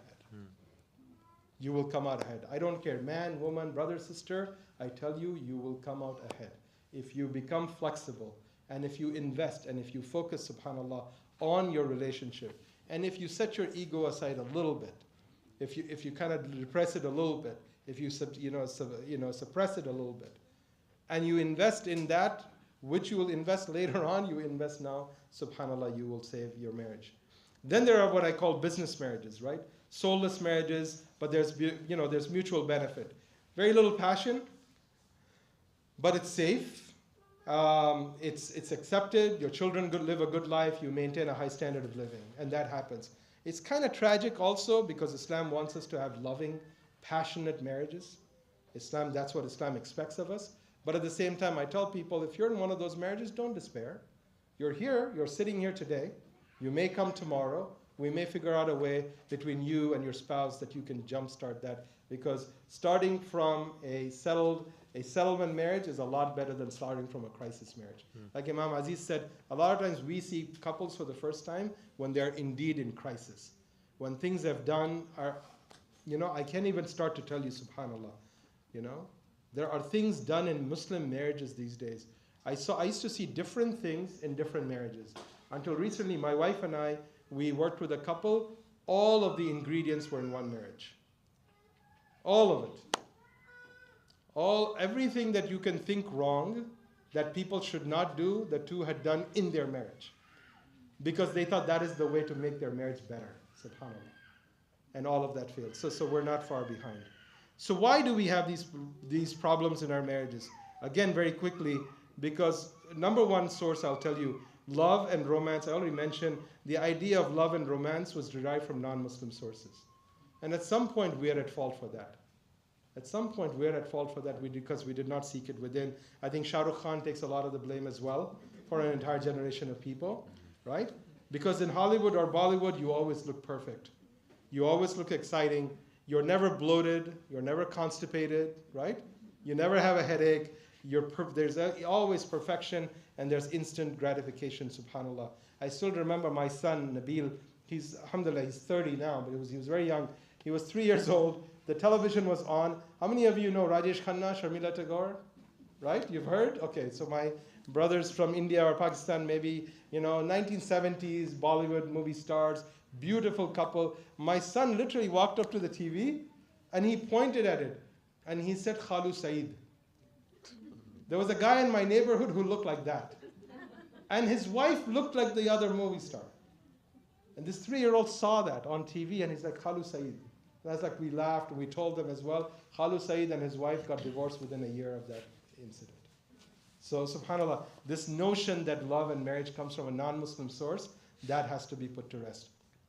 The other thing is putting our faith in persons rather than putting them in Allah subhanahu wa ta'ala. Allah subhanahu wa ta'ala says, Life at-talibu wal-matlub. It is both the weak that is asking and the weak that we're being asked of. Often you hear the expression, women marry men, hoping they will change, but they never do. Men marry women, hoping they'll never change. But guess what? They always do. Right? Subhanallah. It goes back to that fundamental point. Do we put our faith in a person? People say, I put my faith in you. Of course, there's a level of trust in a couple. There has to be trust in a couple. But I'm saying when you take Allah subhanahu wa ta'ala out of the equation and you put the faith in any one person, no matter who it is, not just your spouse. You put your faith in your mom or your dad or your boss at work or your imam or somebody. People invariably fail you because people are fallible. The one who never fails you is the only one who's infallible. Subhanahu wa ta'ala. So and that's no different than in your marriage as well, my brothers and sisters, is to kind of see beyond that and to see beyond the person and kind of keep your focus. And by the way, like Imam Aziz said, I'll reiterate that. Make the maintenance of your marriage a part of your lives. I'm telling you, this thing, I don't know why we have, people go to academic counselors, right? People go to job and employment counselors. People pay people. There was an article in New York Times, a guy makes 6 figures or makes 7 figures, $1 million, and he's basically writing resumes for job seekers. He doesn't have a life outside. He works all the time, but he does. We pay people for everything. Why, when it comes to paying someone to receive some guidance, to receive some support, to maintain your marriage, to build your marriage, is there a trauma or something associated with that? Or why do we say that? Like there's premarital counseling, for example. People approach me, I'll tell you that. People approach me sometimes, and we do a full package. And in that, part of it is, my wife and I insist that we will talk to the bride's parents, and we'll talk to the groom's parents also. Before the marriage, not after. Before we get married. So it's almost a 6-step, 7-step process that takes several months. That takes months, like 3-4 months to get through it. And for people to find out. And I will tell you all, sometimes we've gone through the whole process with a couple, and guess what? At the end of the day, they decided not to marry each other. They lost their deposit for the wedding hall, right? By the way, I have a colleague at work, she's not Muslim. She has her wedding hall booked, right? For 2 years because that location came available. The only problem is she doesn't have someone she's going to marry. Because she said the hall is harder than the guy. There are certain locations in Columbus, Ohio you want to get for the wedding. SubhanAllah. I'm just telling you, this is amazing. But we're laughing. But those are the people we look up to. When you stop looking up to Rasulullah sallallahu alaihi wasallam, when you stop looking up to Khadija radiallahu anha, then you start looking up to these people. People who are lost. People who need guidance. People who, if we were right, we could have guided them. Right? So subhanAllah, my brothers and sisters, that's an important thing to remember. Also get the help. Certainly any one of you who's not married, or if your child is not married, I'm begging you, make sure that your child does not get married without good, solid premarital counseling. It's ridiculous. People are spending $100,000 on a wedding, but they're not willing to spend, it's like buying sort of a $100,000 car, but you're not paying $5,000 or $2,000 or $1,000 to get it checked out. That literally is what it is. And that's very important to us, my brothers and sisters. Tayyib. The last thing I'll say is marriage not based on Islam. You want to see why we have problems in our marriages? Why? Because our weddings are completely devoid of Islam. There are Muslim weddings. I talk to Imam Aziz, he tells me, can I share? Yeah. He says sometimes, he said don't mention any names. I never mention names, right? But he and I, for a while, I stopped going to weddings that were not in a masjid. I stopped because one of the times I went to a wedding and I spoke at that wedding and I knew the girl, the bride. I had seen her from when she was 12, 13 years old to when she was getting married that day. And my wife and I, we felt a strong bond. We made this, gut-wrenching, heart-tearing dua for her. And then we finished and then we sat down, we had our dinner. And right after dinner, 5 men and 5 young women got together. None of them related to each other. None of them mahrams of all the 100, 500 people sitting around. And they started dancing Jai Ho. And they went at it. Subhanallah. And then after a while I said, look, I don't want to be a part of this. I really don't. But so what people started doing for my wife and I, they started placing us in tables that are closest to the exit. I literally have had people come and say to me, Imam, I wish, I hope, I pray that you stay, but the entertainment section is starting right now. And I tell people, if Allah subhanahu wa ta'ala is not in your wedding, how do you expect him to be in your marriage? How? And I'm telling you, that's a very core thing. That again, I'm saying to you, not to put anyone, not to make you guilty, as Allah is watching me, but to be advocates, to protect your loved ones from that, from a marriage that is devoid of Allah subhanahu wa ta'ala, because the wedding was devoid of Allah subhanahu wa ta'ala. The wedding is devoid. It's the basis of the marriage, the basis of choosing the spouse, the basis of not getting premarital counseling from your imam, the basis of having a marriage or a wedding in which 1,000 of Allah's rules were violated. Prayers come, prayers go. You had the Imam come and make a dua, yet Maghrib started and Maghrib ended, nobody prayed. How? And then when time comes, people come to an Imam, then they say the rights of a woman are this, the rights of a man are this. Did you observe the rights of the one through whom you're claiming rights today? You did not. And that's why we have to stand up, my brothers and sisters, and be those people that connect people to Allah subhanahu wa ta'ala, even in the realm of marriage. Okay, now I'm going to just cut to a couple of things, inshallah, real quick before we start taking questions. One of the things, and this is like, you'll say, this is the dumbest thing I've ever heard, or the simplest thing I've ever heard. One of the things that I repeatedly remind my brothers and sisters who are married, husbands and wives, men and women are different. What is that? Mind equals blown. Men and women are different. A lot of the conflicts that we see in our work, we see because a man deals with his wife as he would deal with his buddy, his male friend. A woman deals with her husband or speaks to her husband in a way she would speak to her sister, right? And I'm saying in the type of language, in the type of things that you share. Men and women are different. Not good or bad, not better or worse. You know, there's a guy, you should actually, you can Google it sometime. It's quite old now. I saw him first when I first started doing this almost 15 years ago, 10 years ago. There's a Christian pastor, his name is Mark Gungor, G-U-N-G-O-R, if you're taking notes. You should Google, and if you, how many of you have seen his video, by the way? Men's brains versus women's brains. Subhanallah, brilliant, isn't it? It's brilliant. You know, there's this video I want you all to watch. That's your homework assignment. But just really roughly, the thing he lays out is that men, their minds, have boxes. Okay? And each box is neat and it's separate. They have a box for work. They have a box for their wife, for their child, for their friend, for their car, for their brother. And he said they even have a box for their mother-in-law, except they keep that in the basement. Right? So, you know, may Allah bless your mother-in-law. Say Ameen. If you didn't have your mother-in-law, you didn't have your spouse. Right? Alhamdulillah bil alamin. So remember that. So he says these boxes, no matter what happens, the boxes don't touch. The boxes don't touch. They're very separate boxes. And then he went on to say, he said something interesting. He said men also have this amazing box. It's called the nothing box. Nothing box. Where there is nothing in that box. So when your wife asks, when you ask your husband, what are you thinking, my dear? And he says nothing. By Allah, I say to you, he really is thinking about nothing. Men love to go to that nothing box and be there because the rest of life has, each box has a lot in it. And they love to go to that nothing box, subhanAllah. Now let's flip it around, right? Women, on the other hand, the brain is one box. And there are wires, all connected all of the time.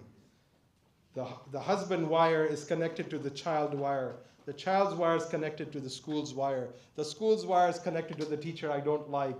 The teacher's wire is connected to the principal. The principal's wire is connected to, oh, you know, maybe you saw him somewhere at the mosque. The mosque wire is connected to, well, you meet this other sister. Everything is connected. Everything is connected, subhanAllah. By the way, so I'll come back to that. But so everything is connected. So when a man asks his wife, what are you thinking, honey? Oh, be careful. Do you have 15 minutes? Because there's a thought, right? There is no nothing box, right? Subhanallah. And by the way, I don't mean, again, I said this at the beginning. There's no good or bad. There's no right or wrong. There's just different. Different. You know, I've always found that, subhanAllah, women make better managers. Men make better sort of deciders, closers, reach a target kind of stuff, right? Because we're competitive, right? Against our own siblings, against anybody, even against our own children, right? I would play my son on FIFA, and I'd make sure I beat him. My wife said he's 12 years old, take it easy, right? But have you ever noticed women are better multitaskers? Women manage 15 different things together at the same time better than men do. We're not better or worse, we're just different. And if we're smart, we appreciate the difference. And we celebrate that difference. And we capitalize that difference. We make it, we put it to our use, subhanAllah. So I'll give you this one case study on that, you know. There's an argument one time about a wife says to her husband, I want to go to India this summer. I want to go to India this summer, right? And so the husband says to her, no, I don't think we should go. No, I don't think we should go to this. So she says, why do you not want to go? And he says, it's expensive. Because it's expensive. Any one of you pack your family, go to Pakistan, India, Egypt, somewhere? Anyone? Nobody? No, none of you go? You go, right? Especially you have 2, 3, 4 kids, right? You know, like, you know, I hate to use the term white people, like Americans, like non-Muslims, they take vacations. We don't take vacations. We spend our vacation fund in that trip going back home. And half the time when we come back from back home, we need a vacation, right?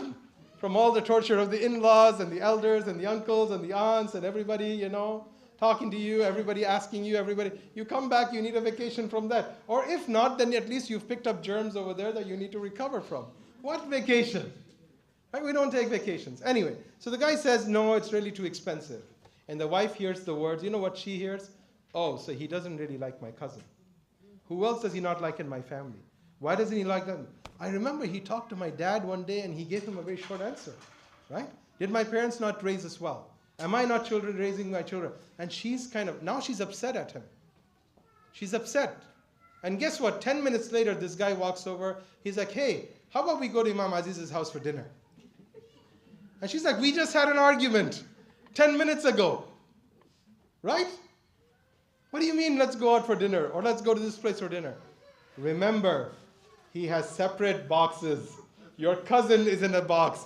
Eating dinner with a friend is in a separate box. The boxes don't touch. Right? Such a beautiful example, subhanAllah, of how half our issues go away when we start to pay attention. When we start to recognize, subhanAllah, the difference between us, that we're different. There are differences, I'm not going to get into details, but men are visual. My sisters, men are visual. Don't try to fix that in your husband. Men are visual. That's how they were built. That's what they will do. If they don't look at you, they'll look at someone else. Men are visual. Take with that, do with that whatever you see fit. My brothers, women are kinesthetic. You know what kinesthetic is? It is about the full package, the whole experience. It's about sight, it's about smell, it's about words, it's about tone, it's about tenor, it's about the timing, it's about everything. It really is. Don't try to fix that. Don't try to fix that. Just recognize that, subhanAllah, and know that so when your wife, brings you cologne, put it on. Right? When she picks out a tie for you and you're going somewhere, put it on. Right? I know people at work, sometimes they, this is just to share, at my job, someone asked me, that's a really good cologne, what is it? One day I said, I don't know. My wife bought it. And once you're married, the only person that you should necessarily feel the need to smell good to is your wife. Right? People say, well, you're losing your individuality. I'm like saying, I don't care. Imagine, I don't have to think about cologne. And then if you really graduate, sisters, there's an expression, men think that they like to live in the wild, but most lions live longer in captivity. Right? The really, really successful wife is the one who has her husband think he's the wild man, all the while he's in captivity. Right?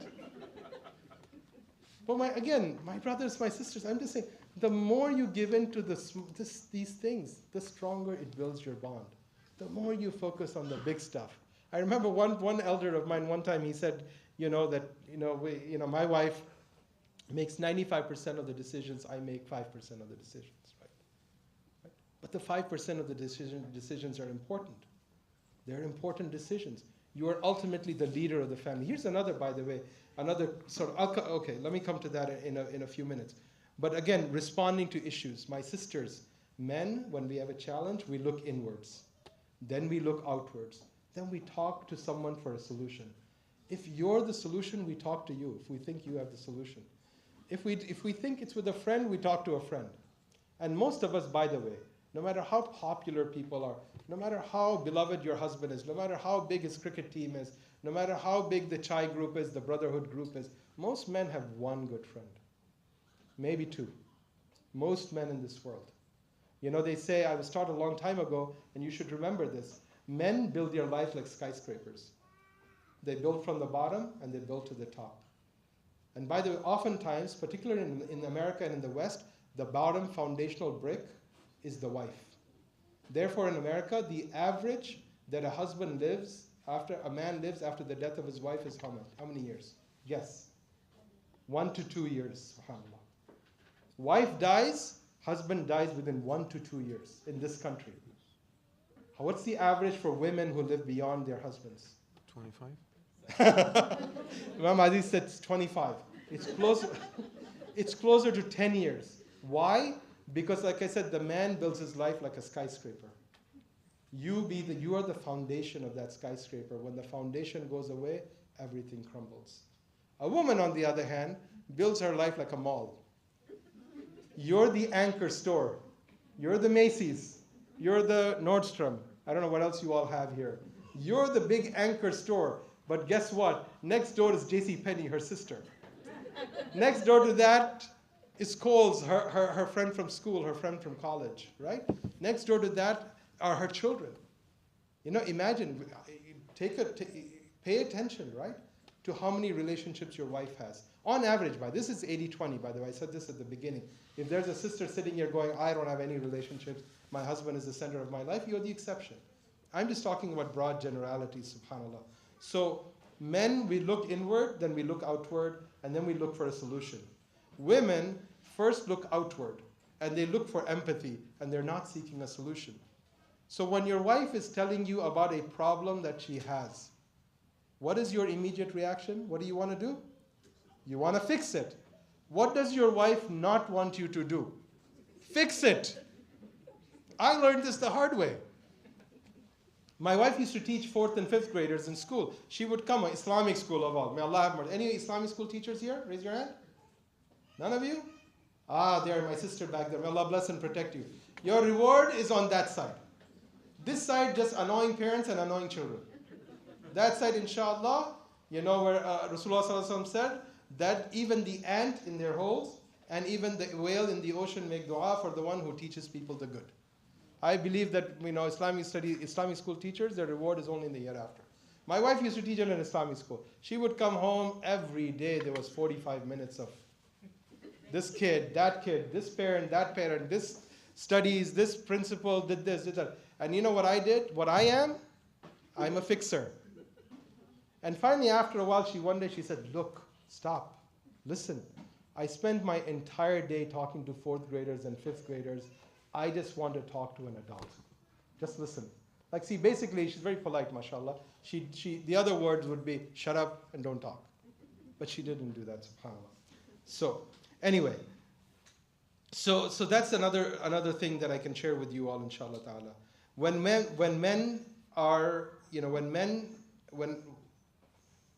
responding to an issue, that's what we were talking about, right? So look inwards, men look inwards, talk to a person, want a solution. Women, most often, your wife wants your empathy. She'll solve her own issues. She's perfectly capable of solving those issues. She just wants to hear. So women, right? Check your temperature. If your husband wants to be left alone at any time, guess what's the best thing that you can do for him in the world? Leave him alone. He's not abandoning you. He's not flying off to a different country. I know sisters, they feel hurt. Sisters have told me, my husband won't tell me what's bothering him, right? When your husband, it's not your husband, it's the male species, when they see you as the one that will fix what's bothering them, they will tell you. And as you build your marriage, you become more and more that person. Subhanallah. Men, when your wife says, leave me alone, what do you do? Do not leave them alone. Do not leave them alone. If you can hold them, hold them. If you can kiss them, kiss them. But you do not solve their problem. And for Allah subhanahu wa ta'ala's sake, do not leave home and go play cricket for 4 hours because your wife said, leave me alone. That is not what you are to do, inshallah ta'ala. So again, differences, mashallah, my brothers and sisters, that we need to understand. how to improve your marriage. And I said I'll end a few minutes ago, and this time for real, I'll end inshallah. You want to know the secret to improving your marriage? Though, if there was one secret to improving your marriage, the secret to improving your marriage is improving your relationship with Allah subhanahu wa ta'ala. It's not about your husband, it's not about the wife, it's not about the imam, it's not about the counselor. وَمَنْ أَعْرَضَ عَنْ ذِكْرِي فَإِنَّ لَهُ مَعِيشَةً ضَنْكًا. The one who rejects my remembrance, Allah subhanahu wa ta'ala says, Allah is saying, the one who rejects or refuses my mention, my worship, for him is a very dhanka, means what? A very constricted life. It's a very constricted life, huh? Miserable. A very miserable life. Who is saying that? Allah is saying that. Have you seen people that have 16 businesses but they're miserable? Have you seen business people whose husband or wife looks like a supermodel but they're unhappy? Have you seen people? A lot of times, subhanAllah, it is because that relationship is devoid of Allah subhanahu wa ta'ala. Number one, we put Allah subhanahu wa ta'ala back in our lives and we make dua. We make dua. There's a person in Sacramento. You may or may not know him, so I'm not going to mention the name, subhanAllah. His wife was not Muslim. Imam Aziz knows him. Right? His wife was not Muslim. For how many years after marriage? 2 years? 5 years? How many say 10 years? 10 years? She became Muslim. After how many years? 10? How many say 10? Raise your hand. How many say 20 years? How many say 30 years? Anyone brave enough to say 40 years? 47 years of marriage. She became Muslim after 47 years of marriage. Allah is muqallib al-qulub. You just got to make the dua. You can't shame them. You can't lecture them. That was a non-Muslim wife. What about your Muslim wife? Can you shame your Muslim wife into being more pious? Into being more modest? Can you shame your Muslim husband into stopping something? You make dua, you encourage, you guide, and you make dua, inshallah. The second thing I'll tell you, put Islam back, not just in your marriage, but in your homes. If so, one day, one of my teachers, he said, people were asking him, Sheikh, is this halal? Is this haram? Can we do this? Can we do that? He said, if Rasulullah sallallahu alaihi wasallam were to walk into your house right now, unannounced, what are the things in your house that you would be embarrassed of? Simple. What would you wish was not in your house? What would you wish is not playing on your TV? What would you wish is not on your walls? What would you wish is not playing and people are hearing? You got to create. You want marriage, you want a marriage that is based on Allah subhanahu wa ta'ala, then make your home like that. Make your home like that. Forget, rights. People say, this is my right, this is my right. Nobody has ever gotten their rights by being reminding of their rights. People have gotten their rights when they focused on their duties, subhanAllah. Forgive your rights and fulfill your duties, subhanAllah. So that's number two, becoming, putting Islam back in our marriages by putting it back in our home. And the third thing, as I mentioned already, is understand their difference. You specialize in your husband, specialize in your wife. How does my wife react when she's angry? How does my wife react when she's sad? How does my wife react when she's excited or happy? And be able to recognize those things. Now you'll say, brother, that's too much work, right? And I say to people at the office, do you know your boss is in a bad mood? Yes or no? Do you know that he or she is having a rough day? Yes or no? You absolutely know. Is your wife not worth the same level of attention and research that your boss is at work? Same thing with the husband, with the wife. These days, big issue. 25-year-olds, 27-year-old women, educated, bright, just brilliant women, married, and they're like, why do I have to listen to my husband? We're partners. We're equal in this marriage. Who said he has to be the leader of the marriage? I said, Allah and His Rasul said he has to be the leader of the marriage. Right? Why do I have to listen to him? I don't listen to anybody. And we ask them, when you go to work, if your boss is a man, do you listen to him? If he says to you, this is not due day after tomorrow, this is due tomorrow, do you submit it tomorrow? You listen to another man at work for a paycheck. And you come home and you say, no, I'm smarter than my husband. Why should I listen to him? I make more money than my husband. Why should I listen to him? My IQ level is higher than my husband. Why should I listen to him? You should you should follow the leadership of your husband.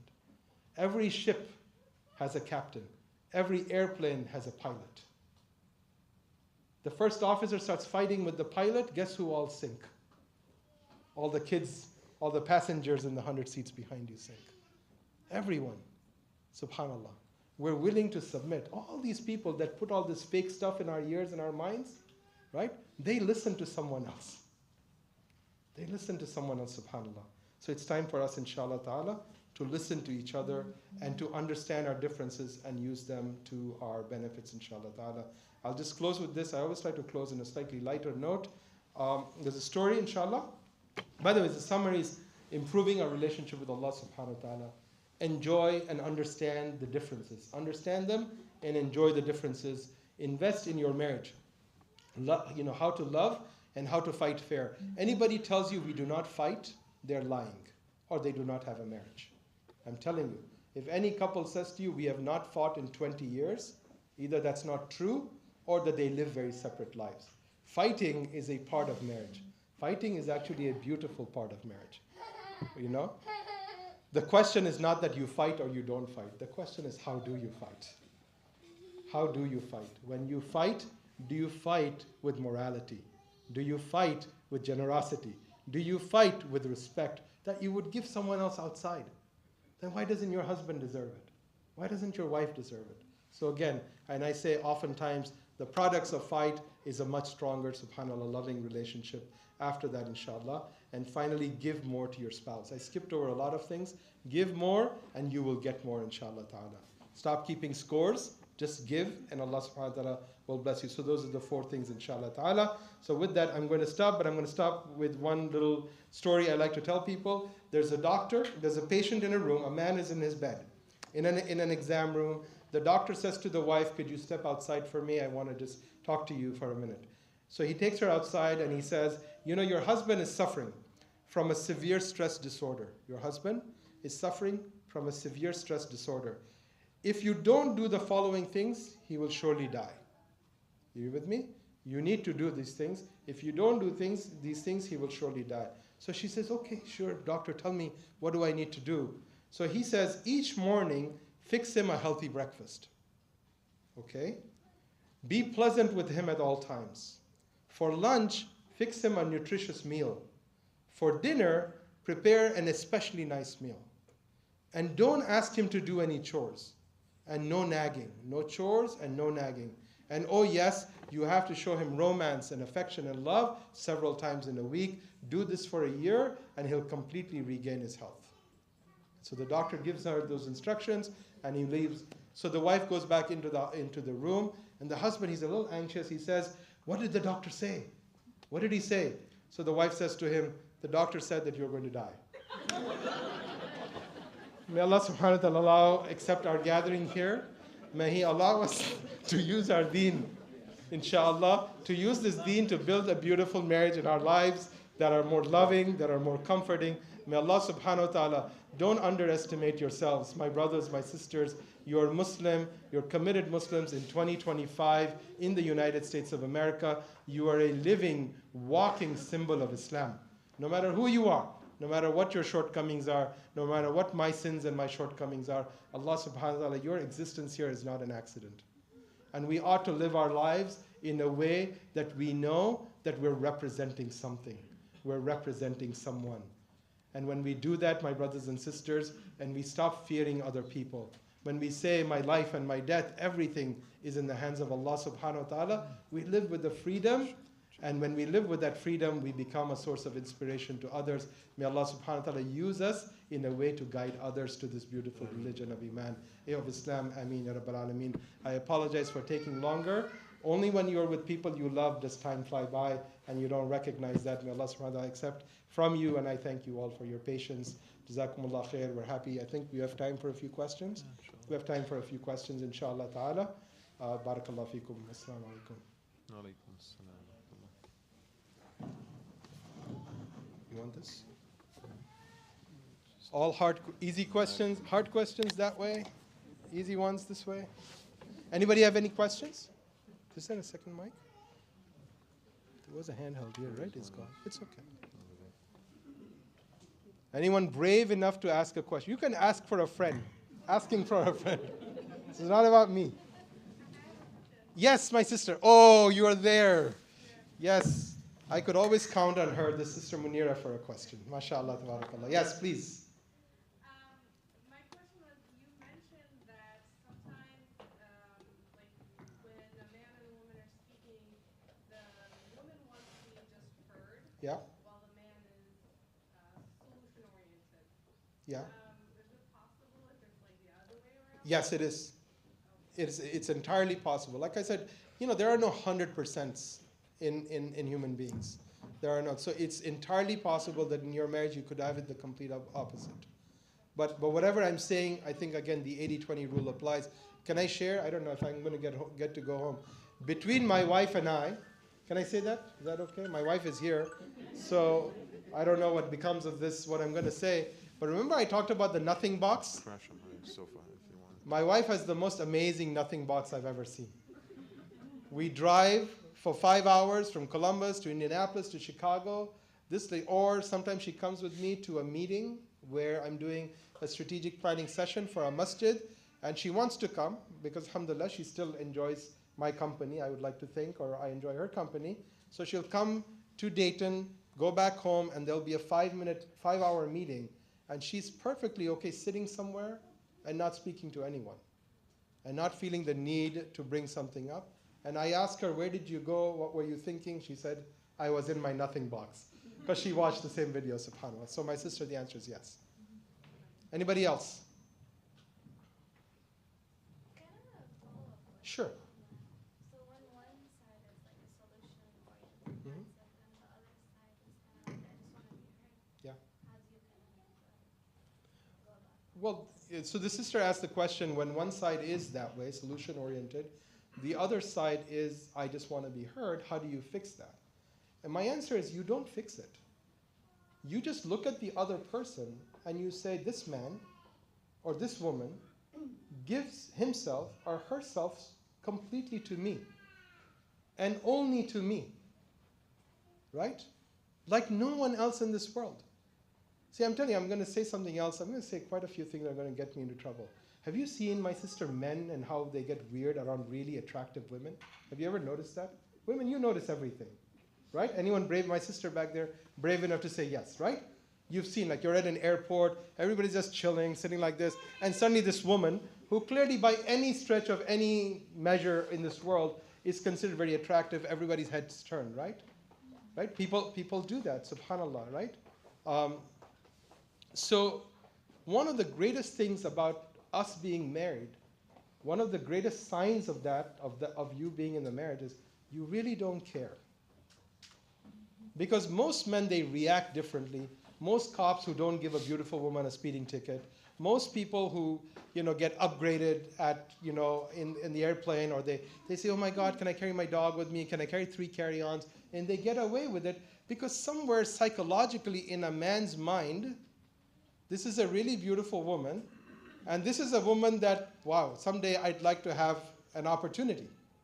Somewhere in the back of their minds. What Islam does for us is it liberates us from that. It liberates us from that. We don't care. We don't care anymore. Now, if an elderly woman is in front of you in the airport, in the line, and you offer to help put her suitcase, her gigantic carry-on bag up in the bin, you do it out of generosity and consideration for an elderly, right?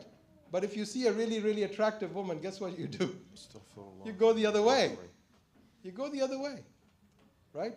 What marriage is supposed to do is help us recognize that we now belong to one and only one person. So sister asked a fantastic question, and it is true most of the time.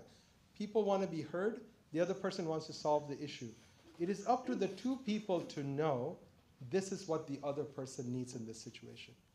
My spouse just needs to be heard. My spouse so I need to hear her out or hear him out. My spouse just needs to be left alone for the next 10 minutes. So I need to leave them alone for 10 minutes. That's what, and I don't take it, and I'm saying I don't take it personally. No, no. It's part of your growth and your maturity that you recognize that. Because as Imam said, you may not like that isolation for 10 minutes, but there's a lot of other things about your spouse that you do like. There's a lot. So that is where we ought to grow, inshallah. Can I answer your question? Yes, my sister. I have kind of a comment on Sure. that to add to it because I have teenage and adult children, and they learn now that I just need you to listen, Uh-huh. or I need a solution, Uh-huh. or I'm in a dilemma and I need help. Yeah. So sometimes I'm always quick to try to help and Yes. give a solution, give an answer, and they'll come back and it's like, stop, I just need you to listen. Thank you. That's such was. Did you all hear? Everybody hear that? The sister said, alhamdulillah, her kids have grown to the point where they have this disclaimer at the beginning of a conversation. Mom, I just need you to listen. So I'm going to tell you something. Well, my kids would say, don't freak out. Right? Because that's the other thing. I'm really not going to get to go home after this. But between us, sometimes, my kids would say, you're the mom in the relationship. So I was the one. My wife, mashallah, tabarakallah, wakes up really early, well before Fajr. And after 8 o'clock, 9 o'clock, she's kind of zoning out, right? So we have a deal. Anything she says after 8 p.m. and anything I say before 8 a.m. does not count. You can't hold that against each other because we're different people, right? But it was interesting, when our children were in college, I was the one that until the garage closed and the last car was in the garage, I would not sleep. So I'd stay up. So the kids, they would recognize that and they understand. So when your kids grow up into that, it also means you're a good friend to your children, my sister. So they say to her, I just want you to listen. Or they say to her as a precursor, I have an issue, I need you to help me fix this, right? And that's a really good thing to have in your communication with your children and with your spouse as well. Yeah, that's what I Inshallah. think, if we can incorporate that with our spouse. But I think the issue with me is I'm like, well, you should know. You should know. I have to tell you. Yes. Yes, the sister said the issue, though, with her spouse is she looks at him and she says, you should know. How do you not know this? Yeah. Right? How do you not know this? It's not personal. It really is not personal, My sisters, if you want your husband to do something, tell him. Tell him. Most husbands, I'm telling you, even us average, middle of the road husbands, if we know exactly what you want, we're happy to do it. If you want us to figure it out by context clues, we never watch Blue's Clues. We never liked it before, we don't like it today. We don't take clues, right? We don't take hints, subhanAllah. So definitely tell people clearly, actually for both husbands and wives, I once, one of the things that I get a lot nowadays is, I feel. A long time ago, apparently I did a marriage workshop at some point or a lecture somewhere, and I said, when you talk to your spouse, right, always start your sentence with, this is what I feel. I feel neglected, or I feel that you were rude to me. There's a difference between saying you were rude to me versus saying I felt that you were rude to me. When you say I feel, you take away your spouse's argument, no, I wasn't. Because no one can control your feelings. No one can tell you what you feel or you don't feel. Either your spouse respects your feelings or he doesn't respect it, right? So when you say, here's how that conversation plays out. You were rude today. No, I was not rude. Yeah, you were rude. This is what you said. No, I didn't say that. This is what I said. No, you said that. No, you did not. I said this. No, I said that. You're always rude to me in front of your friends. That's how that conversation goes. The other conversation could go, when we were with your friends today, there's at a point when you said something like this, I felt that was sort of rude towards me. I felt that was rude towards me. Now you have a chance at a different response. Our response would be like, honey, I didn't mean to feel, I'm sorry you felt rude. I don't. I didn't feel. He won't say, I wasn't rude. He or she will say, I didn't mean to be rude. Or I didn't think I was rude. That's a very different conversation. If we can incorporate that. Now just remember, anybody who hears that next time, your wife will be like, I feel that you haven't bought me any jewelry in the last 6 months. So careful with that too, inshallah. Other questions? There was a hand up here. Somebody had a hand up here and I went there. Go ahead, ask your question. I want to ask you because Yeah. I heard like in marriage, 50% of your completing your Islam kind of thing. Yeah. Is it true? It's a hadith. I don't know about, I'm pretty sure it doesn't say 50%. Does it say 50%? Shatr, Half it your says deen. shatr. Shatr min iman, Yeah, right? Shatr as in like a significant A portion. significant portion, yeah.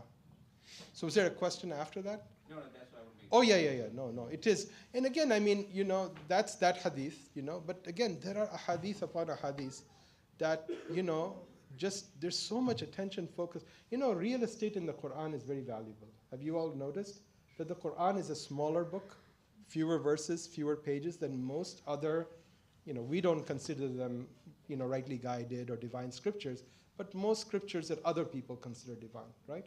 So the real estate in the Quran is so limited. It's so limited that the Quran doesn't say you have to pray 4 rakahs at Dhuhr, but you have to pray 2 rakahs. Imagine Salah is such a big part of our lives, right? But nowhere in the Quran does it say you should pray 2 rakahs at Fajr and 4 at Dhuhr. But yet Allah subhanahu wa ta'ala in different places, as I mentioned earlier when I was talking, He dedicates so many verses, so much real estate, subhanAllah, He dedicates towards marriage, towards couplehood, towards rights. Imam, he mentioned when he was talking about even in your interactions, even in conflict with your spouse, there's so much real estate. Why? If it's all about Jannah and Jahannam, right? If it's all about overcoming the kuffar and establishing the khilafah on this earth and ridding the earth of injustice, why is so much real estate in the Quran dedicated to marriage, to couplehood? Why? Why would it be if not that Allah subhanahu wa ta'ala decrees that an essential part of our Islam, we cannot establish the khilafah, we cannot remove, eliminate oppression from this earth. We cannot even go rescue Gaza or anyone else if we don't straighten our own lives first. And we cannot straighten our own lives unless we straighten out our marriages. خَيْرُكُمْ خَيْرُكُمْ لِي أَهْلِ. The best among you is the one that is best to his own family. And ahli in this context is not even mother and father and uncles and aunts. It starts with your wife. It starts with your husband. And he says, وَأَنَا خَيْرُكُمْ مِنْ أَهْلِ. And amongst all of you, and he never says, Rasulullah sallallahu alaihi wasallam, he is above and he's purified from boasting. But he says this as a measure of motivation and example. And he says, and I am the best towards my family. He says that openly. Alayhi salatu salam. He taught us. It's all there. We've just forgotten. We haven't been taught. We don't talk about these things, We don't celebrate these things. We don't honor these things. Like Sheikh Yasser said one time, it's all about the biryani and the sherwani, right? What to eat and what to wear. That is what we've made Islam about. You ask your child, wallahi, you ask a 13, 14, 15-year-old kid, and I used to do youth halaqas, and I would say, here, close the book. What is your problem with Islam? I got actually, we have time? Well, we have time. We're late, right? Tell him not to invite me back, okay? You're like family to me. So whenever you're ready, you just say, Brother Al-Din, I'm done, stop, right? I taught Sunday school one day in my life. One day, 2 days. I was invited as this is almost 18 years ago. I was invited, I was asked to substitute in a Sunday school class. So I went in there, and there was this class of high schoolers. I'm talking about 15, 16 years ago. Half of them did not show up. They came late. Then they sat in the back. Then they were chewing gum. Then they were laying back. Then they were throwing stuff at each other. Then boys were making comments. The girls were giggling. And it was going on. And you know what my chapter was to teach that day? It was tayammum. Tayammum? Yeah, how to make tayammum. And after a while, I said, these kids are not interested in the least bit about tayammum. So I put the book down. It's called Asan Fiqh by Sheikh Yusuf Islahi. Anyone knows Sheikh Yusuf Islahi? He's a preeminent scholar from India. MashaAllah, has written hundreds of books. He has a book on Hanafi fiqh. So, that was the textbook. That's what I was teaching. And I put it down. And I just looked at them and I said, okay, you're in this class. You're with me. I can't let you go. What do you want to talk about? And then they all look at each other, look back and forth. Nobody knows who wants to go first. I said, literally, tell me, what is it that's bothering you about Islam? And very slowly, one person raised his hand.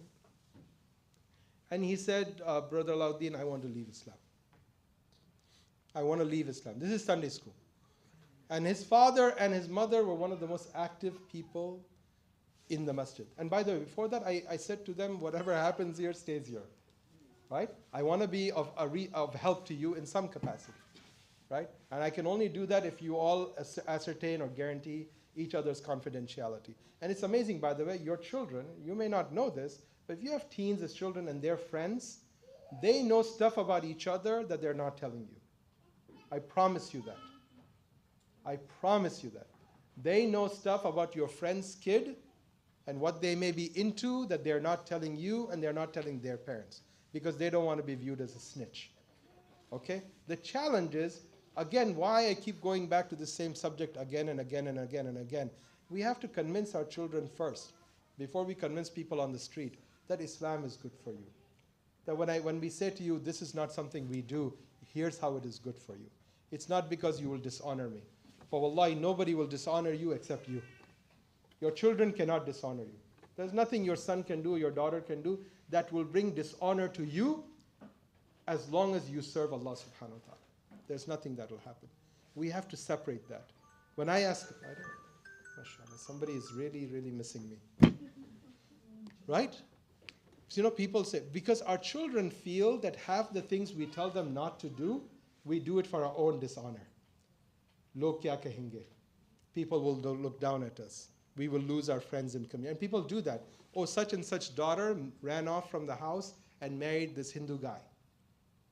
So now people start boycotting her mother and father, as though they are the ones that said, go run off with the Hindu guy. They had a role, for sure, right? But the idea, again, you know, it's a conversation you should have with your kids. I am trying to live my life in a way that is right with Allah subhanahu wa ta'ala and the teachings of Rasulullah sallallahu alaihi wasallam.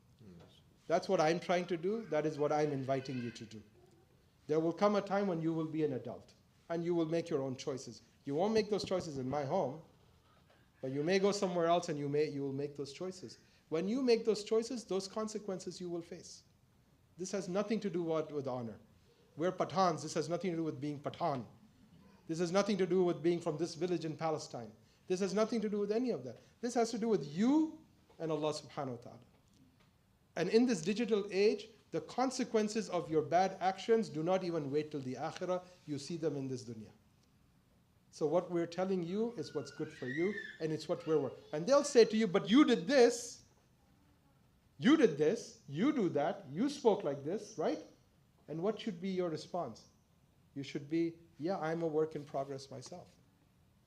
I'm telling you, when you take on that ground of humility, even with your children, amazing things start to happen. Amazing things start to happen. And allow your children, inshallah, to speak to you freely. That's the other thing. From the time our kids were young, we would allow them things that we would otherwise not like for ourselves or we wouldn't want or something. And I used to tell my wife all the time, my wife and I used to tell each other, let them be in our home. One of the things we never wanted was for our kids to leave our home and always be at their friend's house. Because there was something they could do at their friend's house that they couldn't do at our house. Well, guess what? That's something when they're 7 years old, and that's something when they're 13 or 14 years old is very different. Right? So make your home the solace, the place that your children, inshallah, want to be. Jazakumullah khair. Sheikh? Guys, we'll take one more question. We're already 15 minutes beyond our allotted time. So if there's one last question. And I'll stay back, by the way. We don't want to keep the whole group, but I'll stay back. It's my one opportunity, and we can speak. Well, I can't stay back, right? You're on my ride. Okay, never mind. I can't stay back. All right, one last question. Anybody have a question, inshallah? I think that should be it. Or a comment or a piece of advice for the rest of us? All right, that should be it, Sheikh. جزاك الله خير. بسم الله الرحمن الرحيم. اللهم لك الحمد كما ينبغي جلال وجهك وعظيم سلطانك. اللهم صل على محمد وعلى آله وصحبه وسلم تسليما كثيرا. اللهم اجعل جمعنا هذا جمعا مرحوما واجعل تفرقنا من بعده تفرقا معصوما ولا تجعل معنا ولا بيننا شقيا ولا محروما ولا مطرودا من رحمتك يا ارحم الراحمين. Almighty Allah, make this gathering of ours a blessed one. Make our dispersing after this one that is guided by your grace and mercy. Allah, don't leave anyone among us that suffers from any type of deprivation or loss. Ya Allah, shower your guidance upon each and every one of us. Ya Allah, elevate our stations, forgive us our sins, and establish us with steadfastness on the path.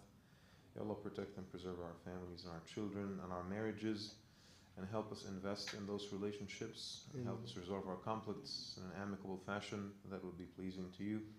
And Ya Allah, as you gather us in the sacred house of yours, we ask that you gather us in the highest level of Jannah. Ameen. With your grace, love, and mercy. Allahumma ameen. سبحان ربك رب العزة عما يصفون وسلام على المرسلين والحمد لله رب العالمين. وصلى الله على محمد وعلى آله وصحبه.